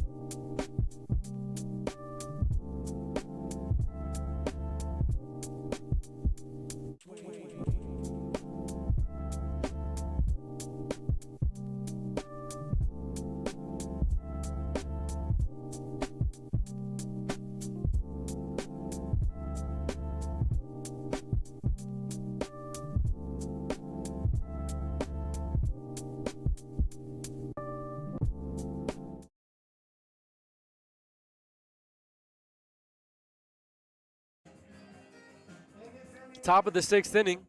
New pitcher takes over for the Academy Barons. It's a right-hander by the name of Matthew Kraus. Kraus is a native to Hermosa Beach. He stands at 6 foot flat. Just finished his junior season at El Camino Community College. Another player who entered this summer in the transfer portal. Already burned through his years of eligibility at the community college level, and just recently announced last week that he committed to Wagner, a Division I program on the East Coast. Congratulations to Matthew Kraus and his family. The numbers on the season have been strong for the right-hander. On the year, he has a 3.86 ERA through 14 innings. He's only given up 14 hits, 7 runs, 6 earned, 19 strikeouts to 7 walks. He has 2 wins and 1 loss. And batters hitting .264 against Kraus this summer. Begins his windup, and the first pitch is up in the zone for strike 1. He'll face the 8-9-1 hitters, Hayden Hall, Ulysses Call, and Caden McLeod.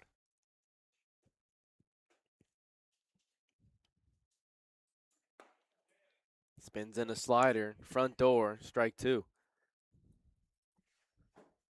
Kraus has touched 94 with his fastball a couple different times this summer. One of the harder throwers the Barons have in their pitching staff. Ball hit on the ground to Emmerman at third base. Fields it cleanly. Throw across the diamond for the first out of the inning.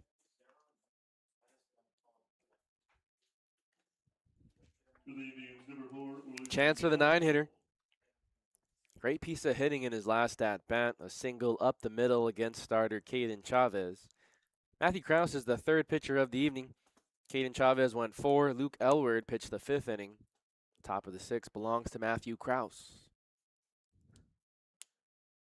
Right-hander's first pitch to Call, in for strike 1. That's what you love to see. He's thrown 3 pitches thus far, and all 3 have been strikes.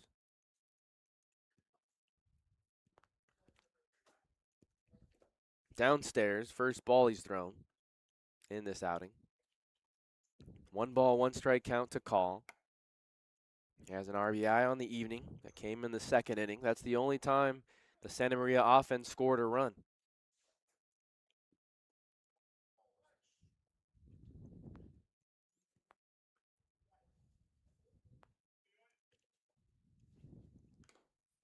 Half-hearted swing, foul ball to the backstop.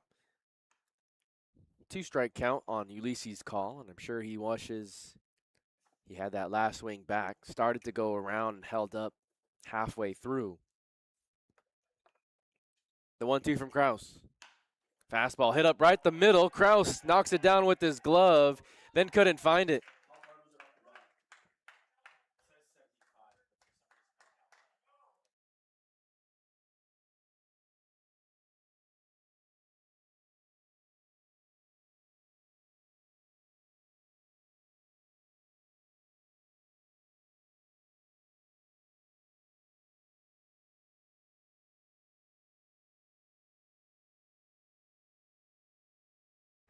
One down, runner on first. Caden McLeod chases an off-speed just outside the zone. It's a swinging strike. There's a runner aboard at first. Ulysses Call. McLeod. 0-1. Another pitch he's out in front on and fouls it straight back. Call does now have a stolen base attempt on the season.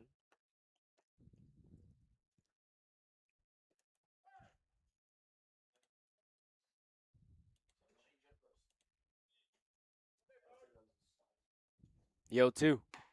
Cloud tries to hold up on his swing.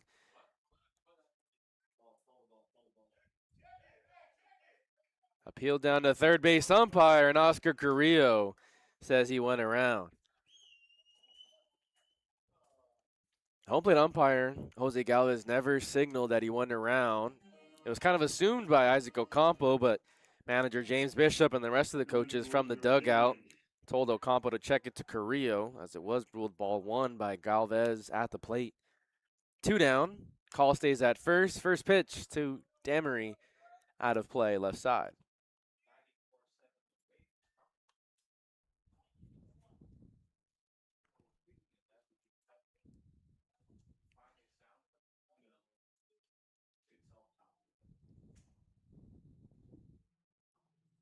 Damery's 0 for 3 this evening.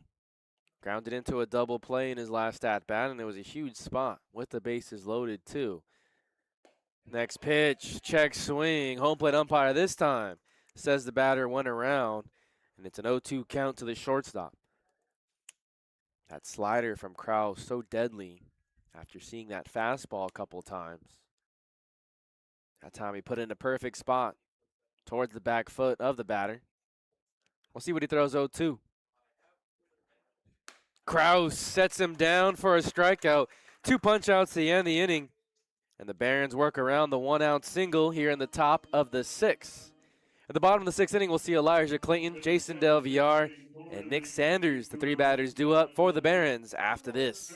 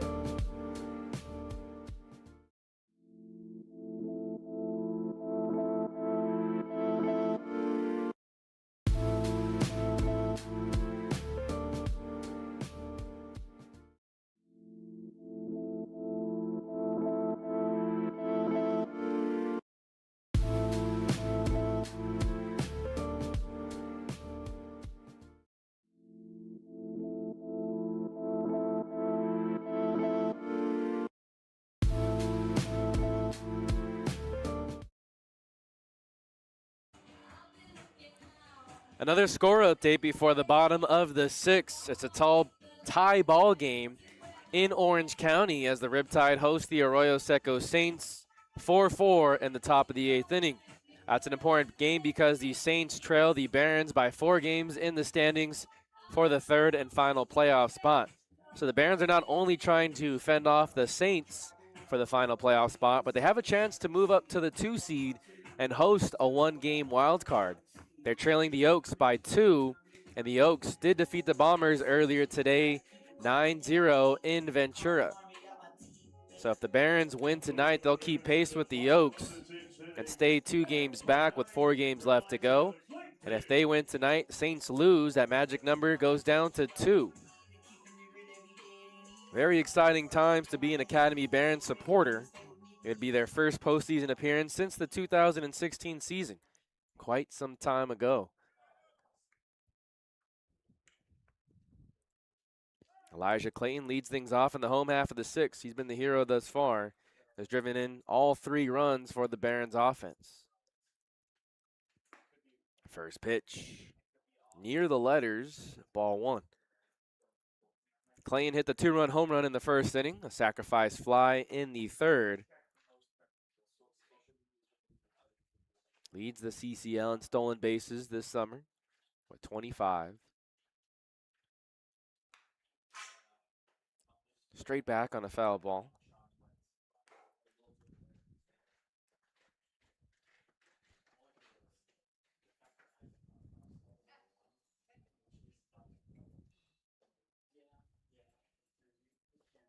Barons have 3 runs off 4 hits, 1 error defensively. Santa Maria has 1 run off 7 hits, 1 error defensively.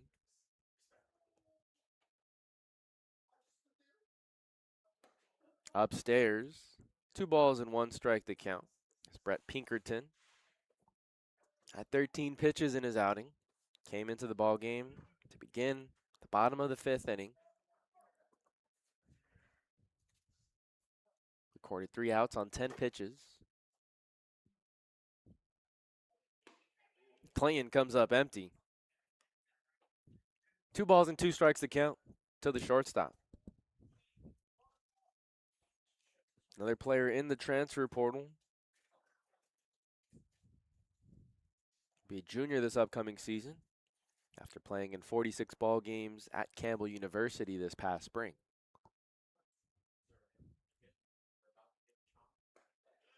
Swing and a miss on the breaking ball. Pinkerton picks up his second strikeout. That's how we begin the bottom of the sixth. 4 straight retired by Pinkerton since coming out of the bullpen. Number 23, Jason Delvion. Now here's a player for the Barons that needs to wake up, especially heading into this last week of the season. 1 for 11 at the plate in his last 4 ball games. He's seen his batting average dip down to 274. At one point, it was above 300 this season. Still with the team lead. 4 home runs. First pitch from Pinkerton dips outside. While at Cal State Monterey Bay, Del Villar put up historic numbers.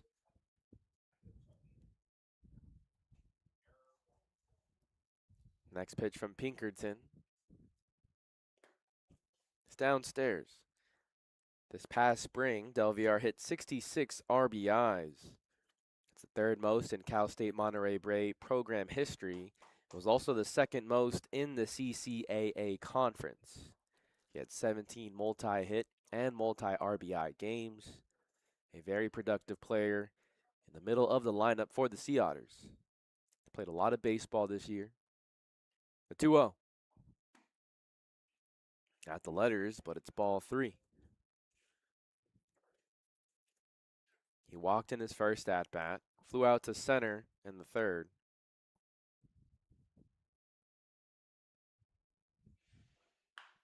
Hits one high into left field. It's drifting towards foul territory. Call near the Barons bullpen.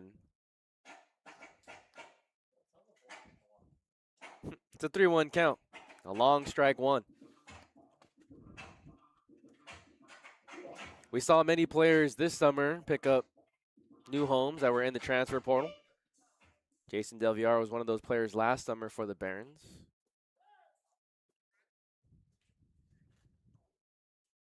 His 2nd summer here at the Academy. The 3-1 from Pinkerton. Another ball hit high, pretty deep, but playable in center field for Anto Giovanni. Comes in a few steps, and that's the 2nd out of the inning.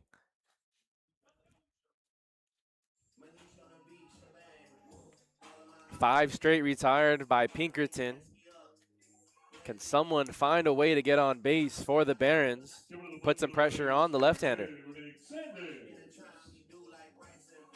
By far the best outing on the season for Pinkerton on the mound. It's only his 3rd appearance on the summer. 3 1/3 entering today. Batters had hit .231 against them, but the 6 walks to 1 strikeout on the year is really what hurt him.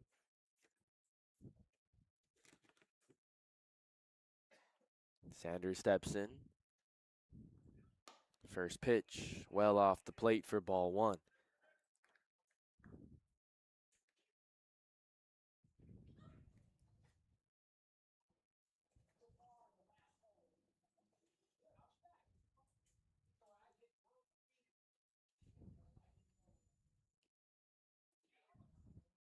A big leg kick from Pinkerton. Misses in a similar spot, high and wide. Easy takes for Nick Sanders at the plate.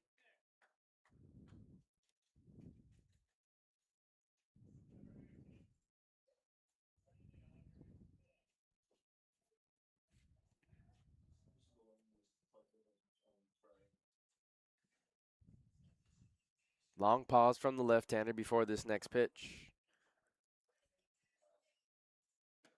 Inside for ball 3.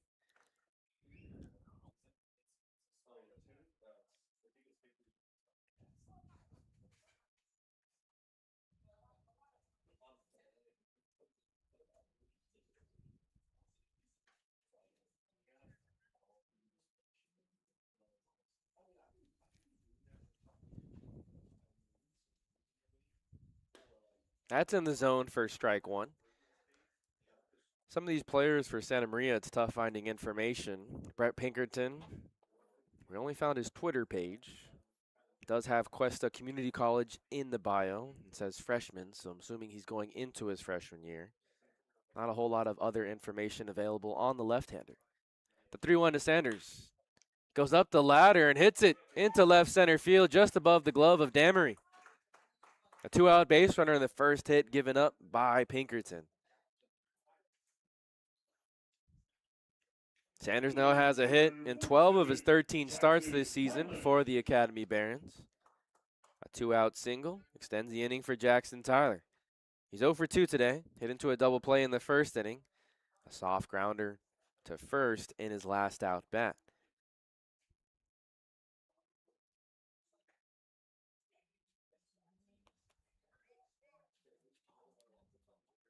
First pitch to Tyler, puts it on the ground for the third baseman. Hall to his left, good range, and an accurate throw for the third out of the inning. So a 2-out base runner doesn't phase Brett Pinkerton on the mound. When we come back, we'll have the top of the 7th. Barons lead 3-1 over the Santa Maria Indians.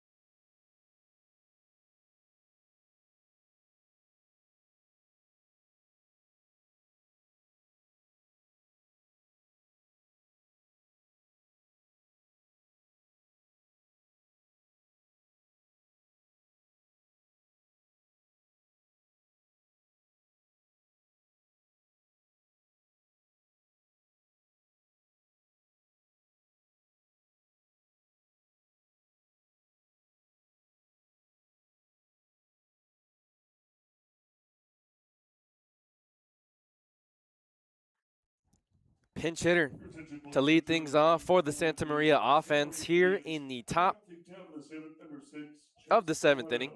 Chase Barreto just gets announced on the PA. Matthew Krause still on the mound for the Academy Barons. Thanks for tuning in to Barons Baseball. Game number 30 on the season, and Krause, sharp as ever, fires a first pitch strike.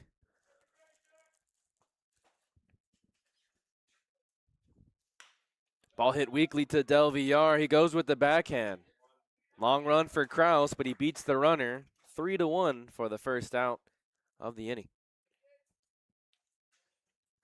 It's only the 4th appearance on the season for Barreto and his 2nd at bat. He's 0 for 2 after the ground out.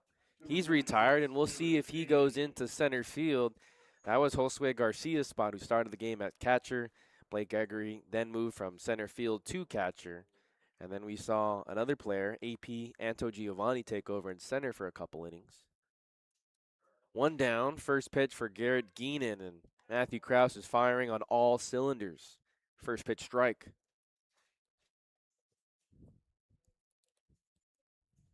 Did give up a 1-out single in the 6th.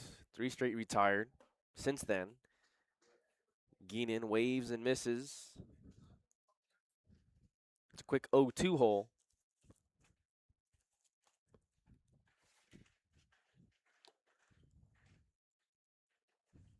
Geenan did hit a single in the 3rd inning. 1 for 3 on the evening.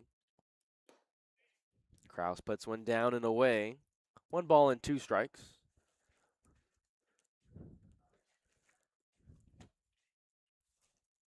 Krause looks to complete his 16th inning of work this summer. 1-2 pitch. High and maybe a bit outside. 2 balls and 2 strikes. A tough take for the first baseman, Garrett Geenan. Flew out to center field in the 5th inning. Gave it a ride. Pulls a pitch, foul towards the coach, and Hackett couldn't make the play, bare hand. That's Tackett, excuse me. Count remains 2 balls and 2 strikes. Again, big thanks to Michael Tackett for the brief information and conversation before tonight's ball game. The only coach in attendance for Santa Maria today. Another 2-2 pitch. Geenan takes strike 3. Third strikeout of the outing. And there's 2 down here in the top of the 7th.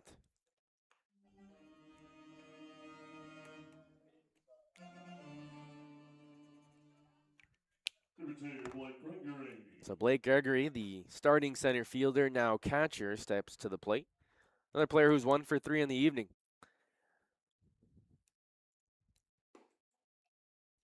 First pitch strike.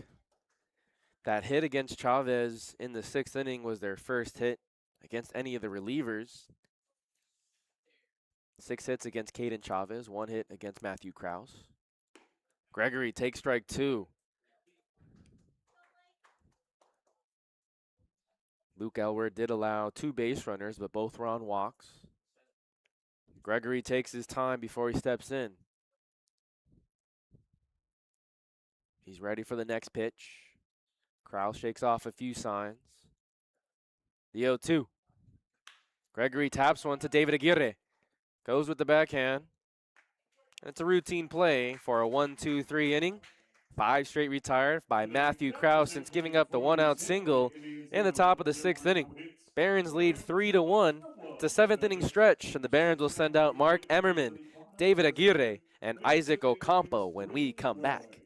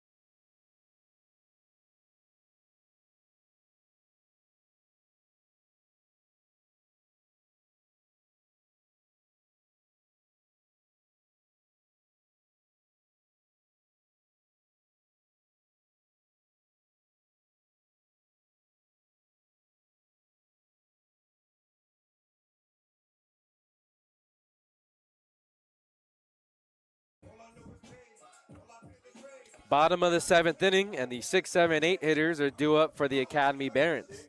Their offense hasn't scored a run since the 3rd inning, yet they lead 3-1 here at the Compton Youth Academy. Still a tiny bit of daylight left here in the city of Compton. Temperatures have cooled off to a very nice 76 degrees. Temperatures reached 88 in the city today. Hottest day of the week will be Thursday. Thankfully, there's no home game that day. There's no game in general for the Compton Academy Barons. If you look at their remaining schedule on the week, tomorrow they'll travel to Ventura to take on the Oaks. Friday they'll host the Orange County Riptide, and they'll finish the weekend on the road. Saturday in San Luis Obispo, and then Sunday in Pasadena. Brett Pinkerton still on the mound for Santa Maria Indians. Big leg kick, and he misses upstairs. That's pitch number 27 on the outing. Second pitcher of the evening. First time he faces Mark Emmerman. He's only allowed one base runner, a 2-out single to Nick Sanders. Emmerman bloops one, fortunately out of play, and the count evens at 1 ball and 1 strike. That hit in the 6th inning was only the 5th of the ball game and their first since the 4th inning. The bats have gone quiet.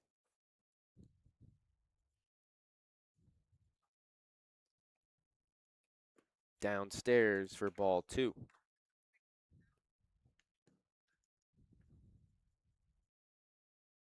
Final 5 games of the season. The Barons have a 4-game lead for the 3rd and final playoff spot.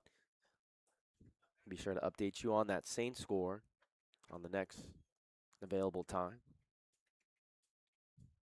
Emmerman rips one deep into left field. That one has the distance, doesn't stay fair. Caught by Call up against the wall. Emmerman just missed it. He gave that ball a ride and Call collides into the fence in the corner. Oh my goodness, what a play.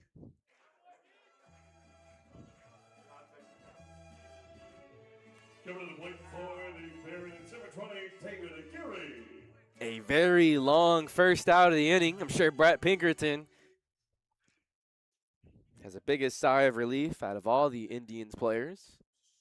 1 out in the inning. David Aguirre to the plate. 0 for 2. Hits one into the air. Shallow center field. That's going to be the new center fielder, Barreto, who makes the play. Gosh, what a catch by Ulysses Call. There is a blind spot. We only have one camera right behind home plate here at the Compton Youth Academy. You can't see that left field corner pretty much at all down the left field line, but trust us when we say Ulysses Call made a beautiful play on the run and colliding into the fence to preserve an extra base hit.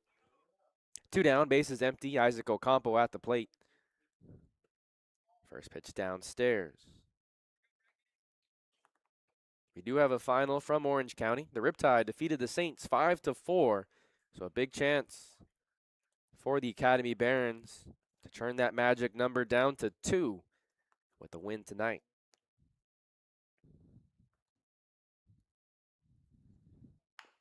Tapper right side. It spins foul.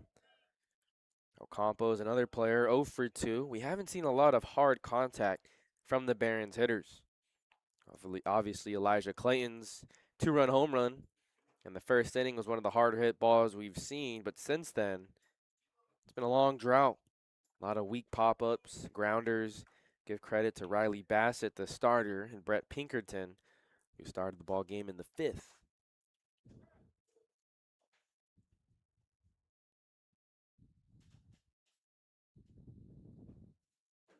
Pinkerton's next pitch. Inside, ball 2.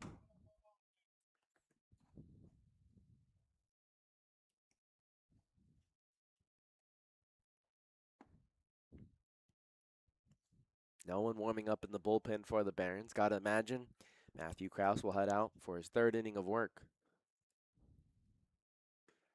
Breaking ball in for strike 2. Beautiful spot from Pinkerton.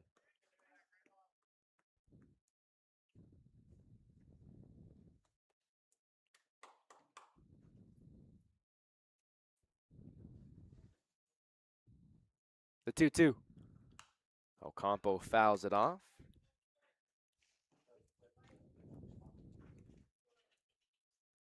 Ocampo's come through for the Barons a few different times this summer.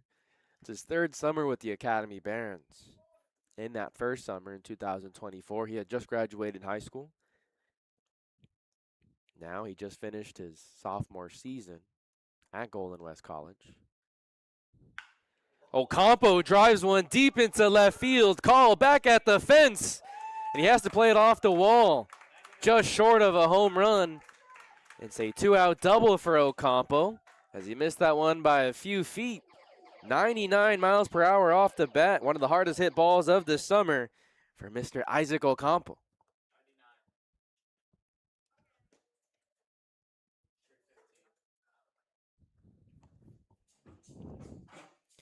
Earlier we told you that the wind was blowing out to right field. It's still blowing out to right field. It certainly aided the ball on the 2-run home run by Elijah Clayton. That time it seemed like it hurt the ball there for Isaac Ocampo. Squared it up pretty good, gave it a ride, but instead it's a long double. Runner in scoring position. First time the Barons have had a runner in scoring position since the 3rd inning, the last time they scored. Espinosa at the plate. Behind on the first pitch.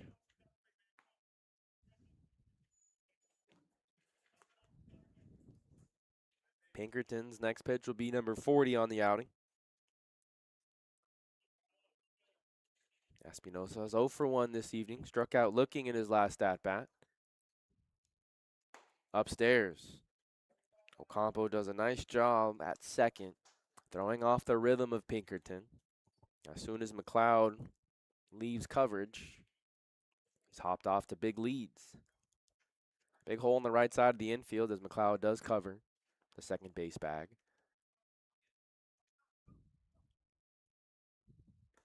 Downstairs, and it gets away from Gregory. Ocampo's in standing at third.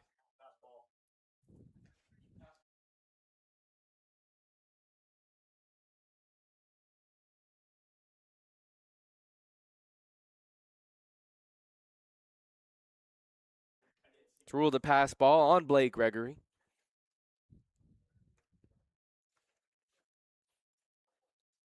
Tough pitch to handle for the catcher. Now there's a runner 90 feet away. Favorable 2-1 count. The infield can still play back with 2 outs in the inning. Espinosa.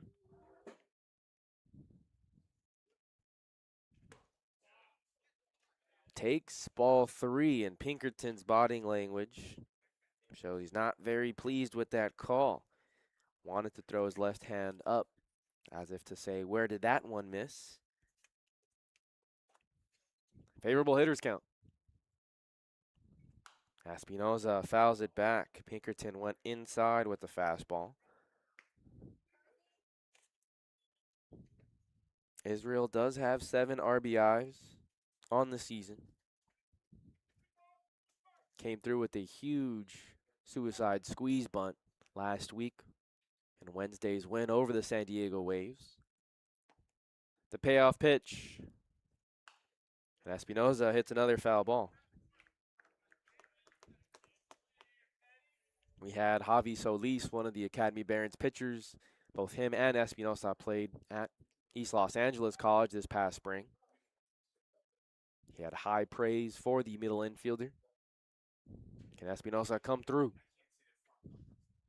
The payoff pitch.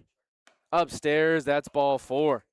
Runners on first and third with 2 outs and a chance for the top of the order, A.G. Sawamura.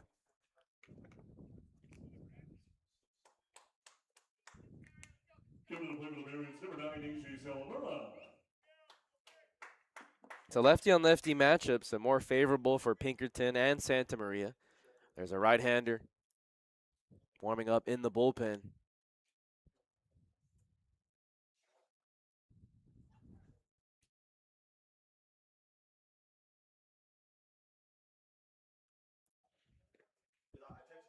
First pitch is in the dirt. That's ball 1.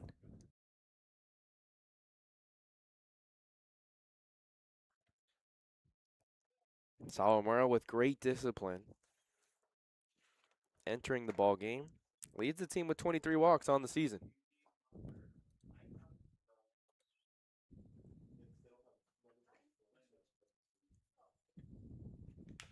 Tapper to the right side, and it goes just foul.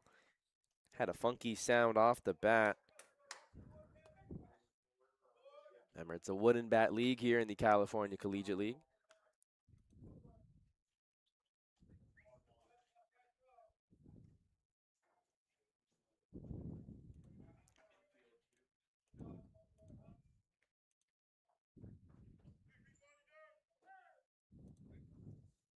Espinosa at first, Ocampo at third. The 1-1 from Pinkerton. It's a throw over to first. They have Espinosa in a rundown. The throw hits the runner, and Ocampo comes in to score. A stolen base for Espinosa, and Ocampo scores the 4th run of the game Barons lead 4-1.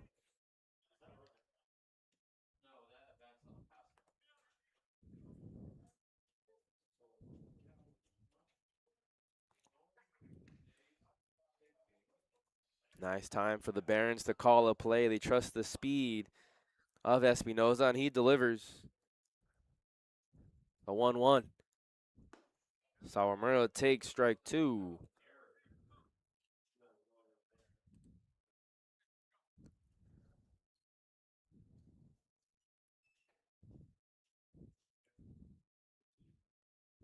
Sawamura's 23 walks heading into tonight ranks 5th best in the entire CCL. Tough player to get out. 1-2, and it plunks him. Fortunate that time, and the inning continues for the Barons. Runners on first and second. Another chance for Elijah Clayton to do some damage. Time is called by Coach Michael Tackett for the Santa Maria Indians. It's the first season for the Indians in the California Collegiate League. They're an affiliate member. Today is their 10th ball game of the CCL season, and they have one more later this week on July 24th against the San Arroyo Seco Saints. So they could help the Academy Barons later this week with the win against the Saints. That would be on Friday. That's the day the Barons take on the Riptide. Tomorrow the Barons play the Conejo Oaks in Ventura. Number 29, Elijah Clayton. After the mound visit, Elijah Clayton to the plate. 1 for 2 today. Struck out swinging in his last at-bat against Brett Pinkerton. Second time through the lineup for the lefty.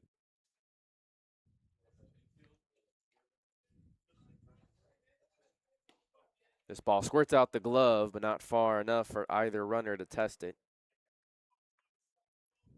1-0 count to Clayton. Spent his freshman season at UC Berkeley.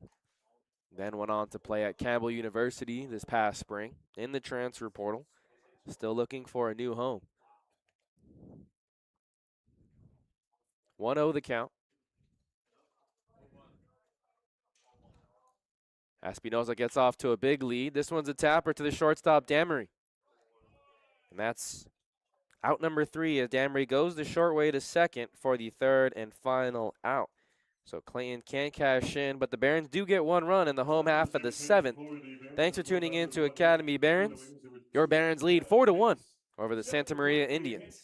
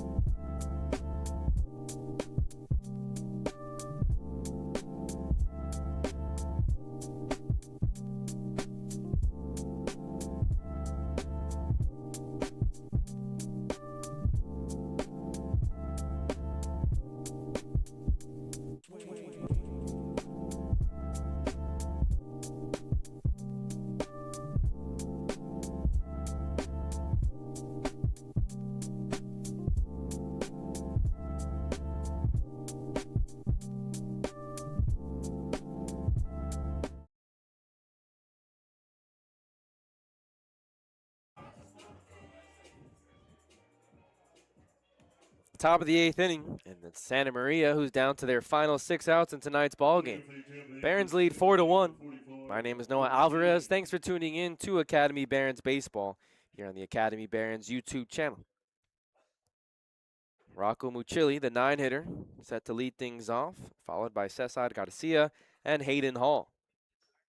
6, 7, 8 hitters for the Indians offense. 1 run off of 7 hits. Ocampo misses. The grab attempt on a high pitch from Kraus. Kraus marches back in for his 3rd inning of work. Did give up a 1-out single in the 6th inning, but has since retired 5 straight batters. Hasn't thrown many pitches out of the zone. Well, that one is something we've never seen before.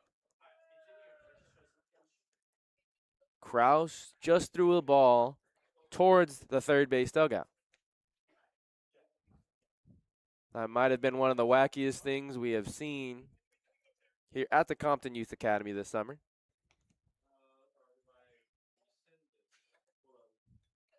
Now Ocampo goes in to check in on Kraus. AJ Monades calls time. You hope that it's just Kraus losing grip on the pitch as he came around on his windup. Obviously, the concern for any pitching coach, or any coach for that matter, is it could have been an elbow injury. Kraus will get a few warm-up pitches just to test things out. Kind of scary moment. He doesn't appear to be in any pain whatsoever. So you hope it's just the first option in the sense that he lost grip.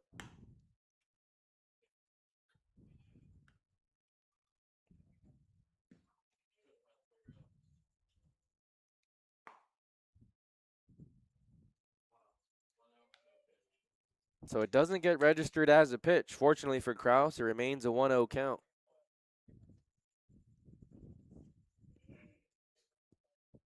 Home plate umpire tonight is Jose Galvez. Robert Nakamura is at first. Oscar Carrillo is the third base umpire. Top of the 8th inning.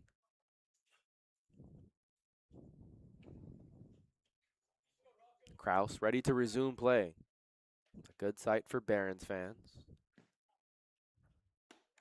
Spins the slider at the letters for strike 1.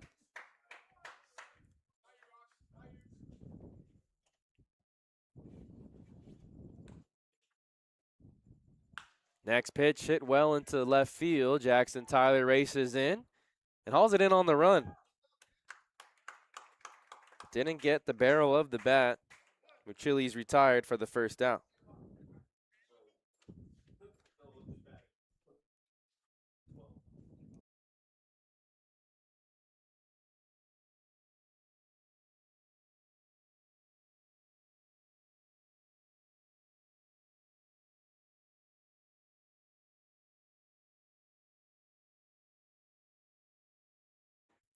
So now time will be called, and we have some confusion in the lineup. We'll wait to see what the conclusion is between manager James Bishop and home plate umpire Jose Galvez. Because at the plate, it's AP Anto Giovanni. Giovanni came into the ball game as a defensive replacement in center field for Josue Garcia, the 3 spot.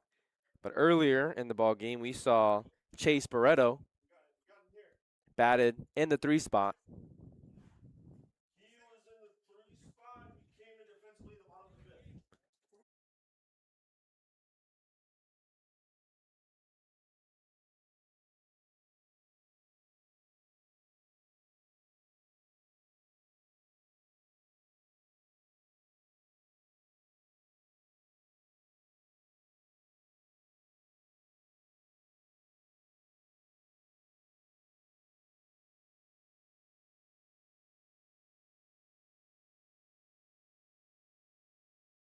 So now Bishop chats with Michael Tackett, the manager for Santa Maria today.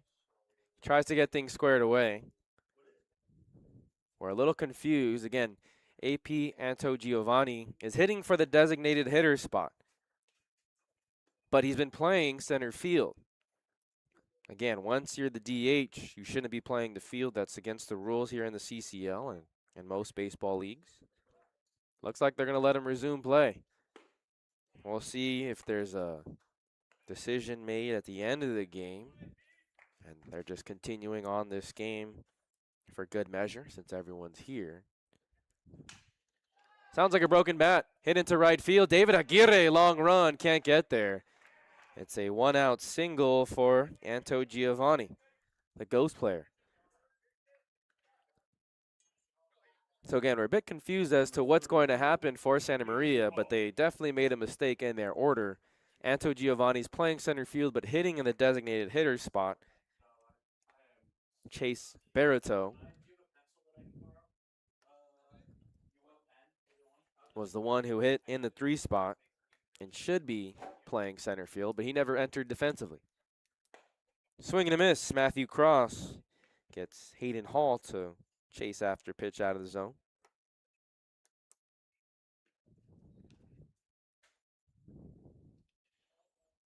Hayden Hall's 1 for 3 on the day. He did reach on an error in the 2nd inning. Ball hit into the air. Another play for Aguirre and Sanders, but it's the right fielder who calls off his second baseman.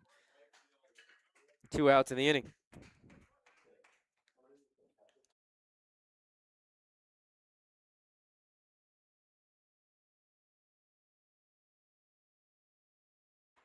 Chance of the 9-hitter, Ulysses Call.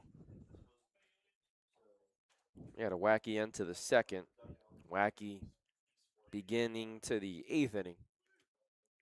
Still a 4-1 ball game for the Barons. Runner on first. First pitch, Call fouls it off to the right side.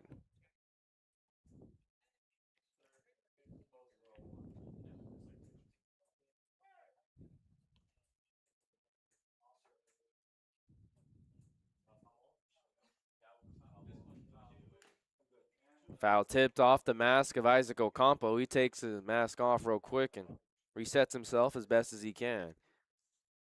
Always a scary moment. Earlier in the summer season, we saw Carlos Morales, one of the catchers for the Barons, take one off the mask, and he only played in 1 game after. He then shut it down for the rest of the summer season. Concussions are always a threat to the catchers in their career.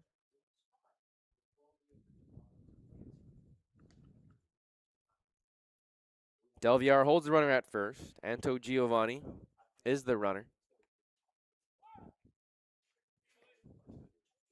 Alvarez gives the ready for play. Kraus has a hitter in an 0-2 count. That's strike 3. Kraus has 5 Ks in the inning, and he keeps the Santa Maria offense off the scoreboard in the top of the 8th. It's a 4-1 lead for the Barons. Bottom of the 8th when we return. Thanks for tuning in to Barons Baseball.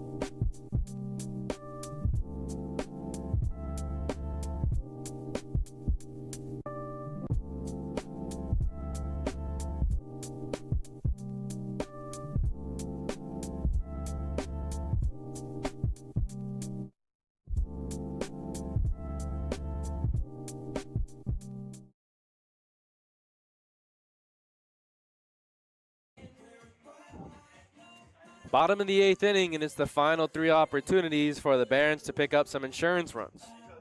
A 4-1 lead over the Santa Maria Indians, the first meeting between these two programs. New pitcher in the ball game in the bottom of the 8th, a right-hander by the name of Julian Diaz Resendez checks in. He's been a workhorse for the Indians pitching staff. It's his 6th appearance. He's pitched 12 innings, given up 25 hits, 19 runs, 10 strikeouts to just 3 walks. He's pitched the most innings by far this season for Santa Maria in the CCL. So he takes over in the bottom of the 8th inning. Third pitcher used by manager Michael Tackett.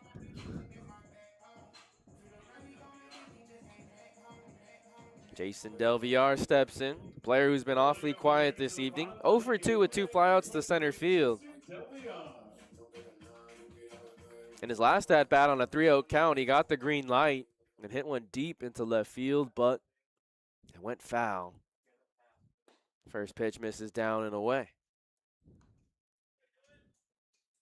Again, we gave you the numbers on Julian Diaz Resendez. 12 innings pitched, an ERA of 12 flat.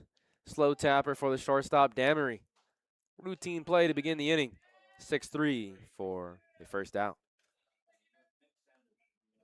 In case you missed it earlier, the Barons were keeping track of other scores in the CCL. The Oaks defeated the San Diego Bombers 9-0. That's important because the Oaks have a 2-game lead over the Barons. And then the Saints lost 5-4 against the Orange County Riptide. That's important because the Saints are chasing the Barons for the final playoff spot. The Barons have a 4-game lead, but with the win tonight, they could drop their magic number to 2. Nick Sanders to the plate, 1 down. Breaking ball. We've seen Sanders get a lot of breaking balls this summer season. Very good fastball hitter. He had a 2-out single in the 6th inning. Did reach on the fielder's choice in the 1st. That's down and away. Count even at 1-1.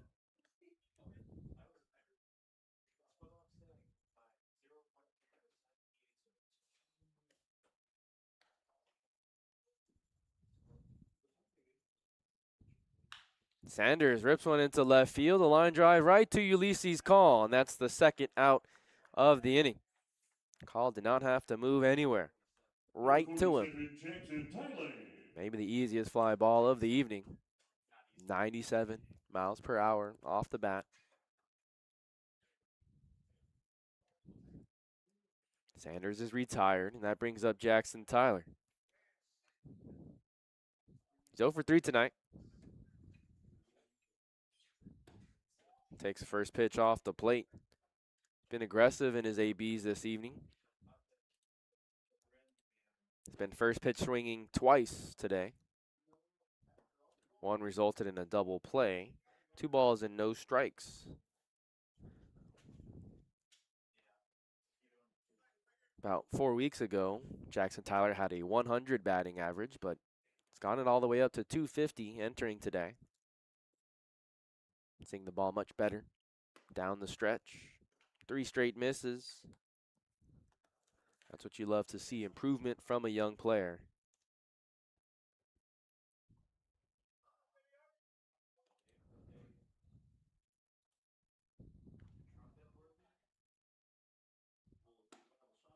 That's upstairs. 4 straight misses, a walk to keep the inning alive for the Barons offense. Tyler is a capable base runner as well. We'll see how aggressive the Barons are. Up by 3, the bottom of the 8th inning.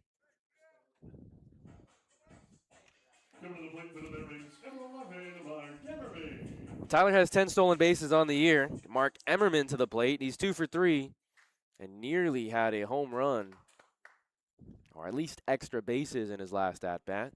It's a great catch by Ulysses Call deep in the left field corner. It's a first pitch strike.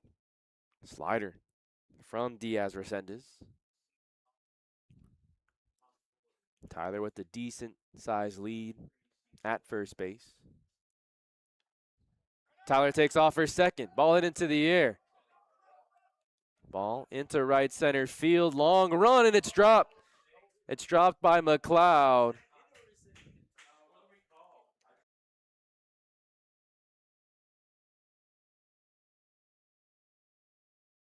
Number 20, David Aguirre.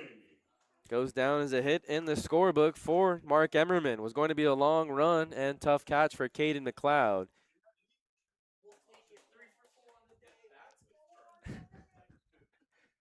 So runners at the corners for the Barons. Another chance to put up a run. They could use the insurance runs here and save their quality pitchers for the rest of the week. David Aguirre to the plate. Line drive right to the second baseman. Quick two-hopper. McLeod gathers, and that's the third out of the inning. Hard hit ball by Aguirre, but it ends the inning. Barons get 2 runners on, but can't cash anyone in. They lead 4-1 as we head to the top of the ninth, and the top of the order due up for the Santa Maria Indians when we come back.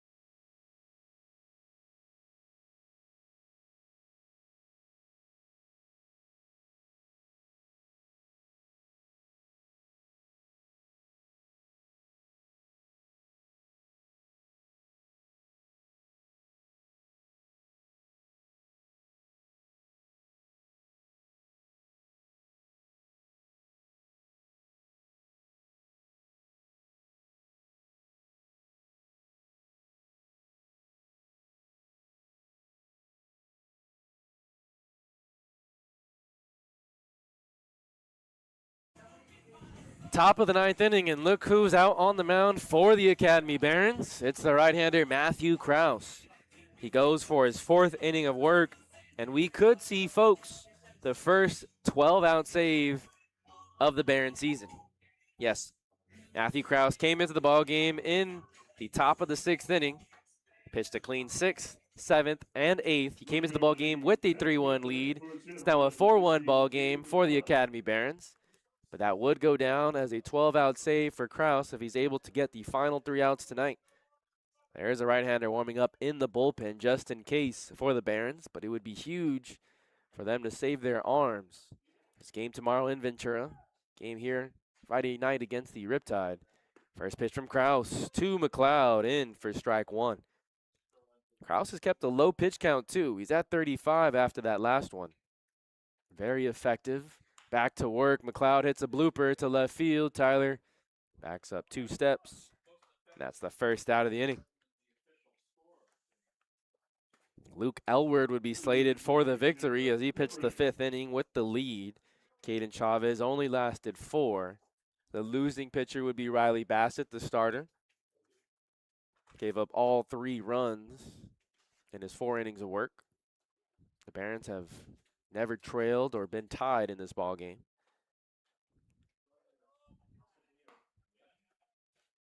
That's inside to Jerem Damery. The shortstop's 0 for 4 today. Hit into a double play in the 4th inning. Struck out swinging against Krause in the 6th. Foul ball. Evens the count at 1-1. Hard to believe that Krause has been able to finish this, or is in line to finish this ball game after a scary moment in the 8th.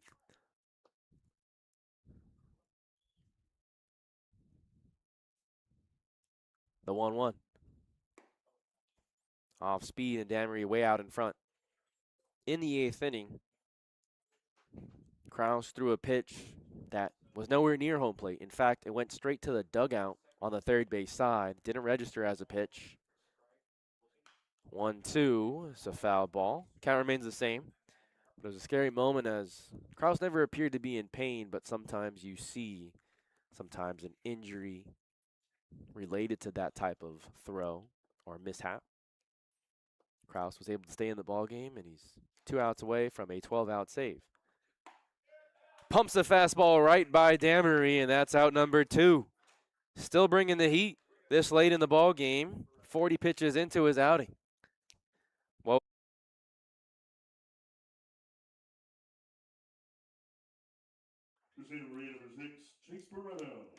now we have Chase Barreto at the plate. Again, a very interesting development earlier in the ball game, in case you missed it. He'll take the first pitch from Kraus, and he chases down and away. This spot originally belonged to Josue Garcia, the catcher. Garcia was subbed out defensively as Blake Gregory moved from center field to catcher, and then Barreto came in to pinch hit for Josue Garcia's spot in the top of the 7th inning. But Barreto has never played the field. The 1-ball, 1-strike count, down and away. So a mistake by the Santa Maria coach in tonight's ball game. Nonetheless, the Barons lead 4-1. That's on the edge of the zone, and it evens the count 2-2. Santa Maria down to their final strike. It's all up to Chase Barreto, a player who caused much controversy.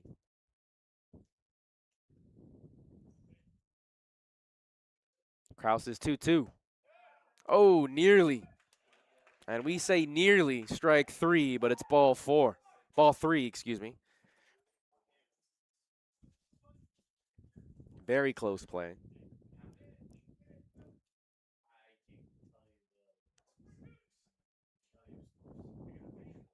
Four straight retired by Kraus. Can he make it 5? Foul ball. Right side, out of play.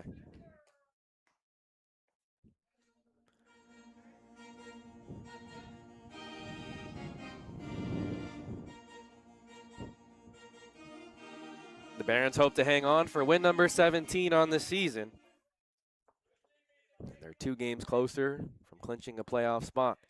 The payoff pitch, way outside. And the inning continues. Barreto reaches. Chance for Garrett Geenan to get another at-bat. He's 1 for 4 at the plate this evening. The Santa Maria dugout makes some noise. They traveled a long distance, nearly a 5-hour ride. Said one of the parents, a lot of traffic from Santa Maria to the city of Compton. They're down to their final out. Kraus misses down and in. He's at 47 in his outing. By far his longest outing of the season. 9th appearance on the year.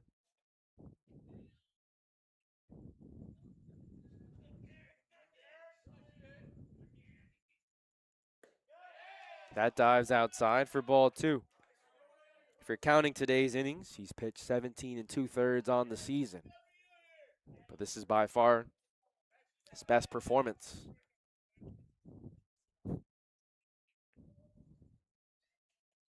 Barreto with a small lead at first.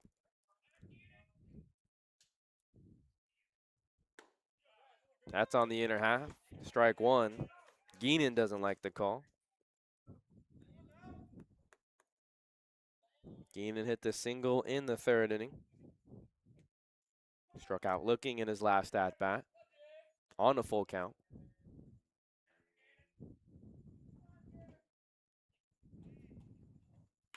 Ball hit on the ground, a chance for Clayton.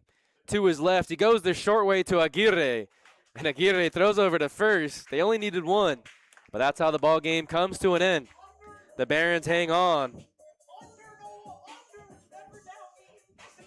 for a 4-1 victory over the Santa Maria Indians. The winning pitcher is Luke Elward for the Academy Barons. His first action of the season results in a victory. And Matthew Krause gets the rare 12-out save. Congratulations to Matthew Krause, again, who just announced his commitment to Wagner College and continue playing baseball after spending a season at the community college level. The losing pitcher is a starter, Riley Bassett. Put up quite a performance, but did give up 3 runs in the first 3 innings, and his offense couldn't back him up. A 4-1 victory for the Academy Barons brings them to 17-13 on the season, while the Santa Maria Indians drop to 1-9. Their final game of the CCL season is this Friday in Pasadena. The Barons travel to Ventura tomorrow to take on the Oaks. That's an important game as they try and draw within the Oaks for that second seed and to host a playoff game the following week. The next time you can catch the Barons, and potentially the last time, will be this Friday, July 24th, against the Orange County Riptide. First pitch scheduled at 6:05. Be sure to subscribe to the YouTube channel, and you'll get a notification every time we go live from the ballpark. For Daniel, Tom, Daphne, Bravo, my name is Noah Alvarez, saying thanks for tuning in to another edition of Academy Barons Baseball. We wish you all a good night. We say so long, and we hope to see you next time.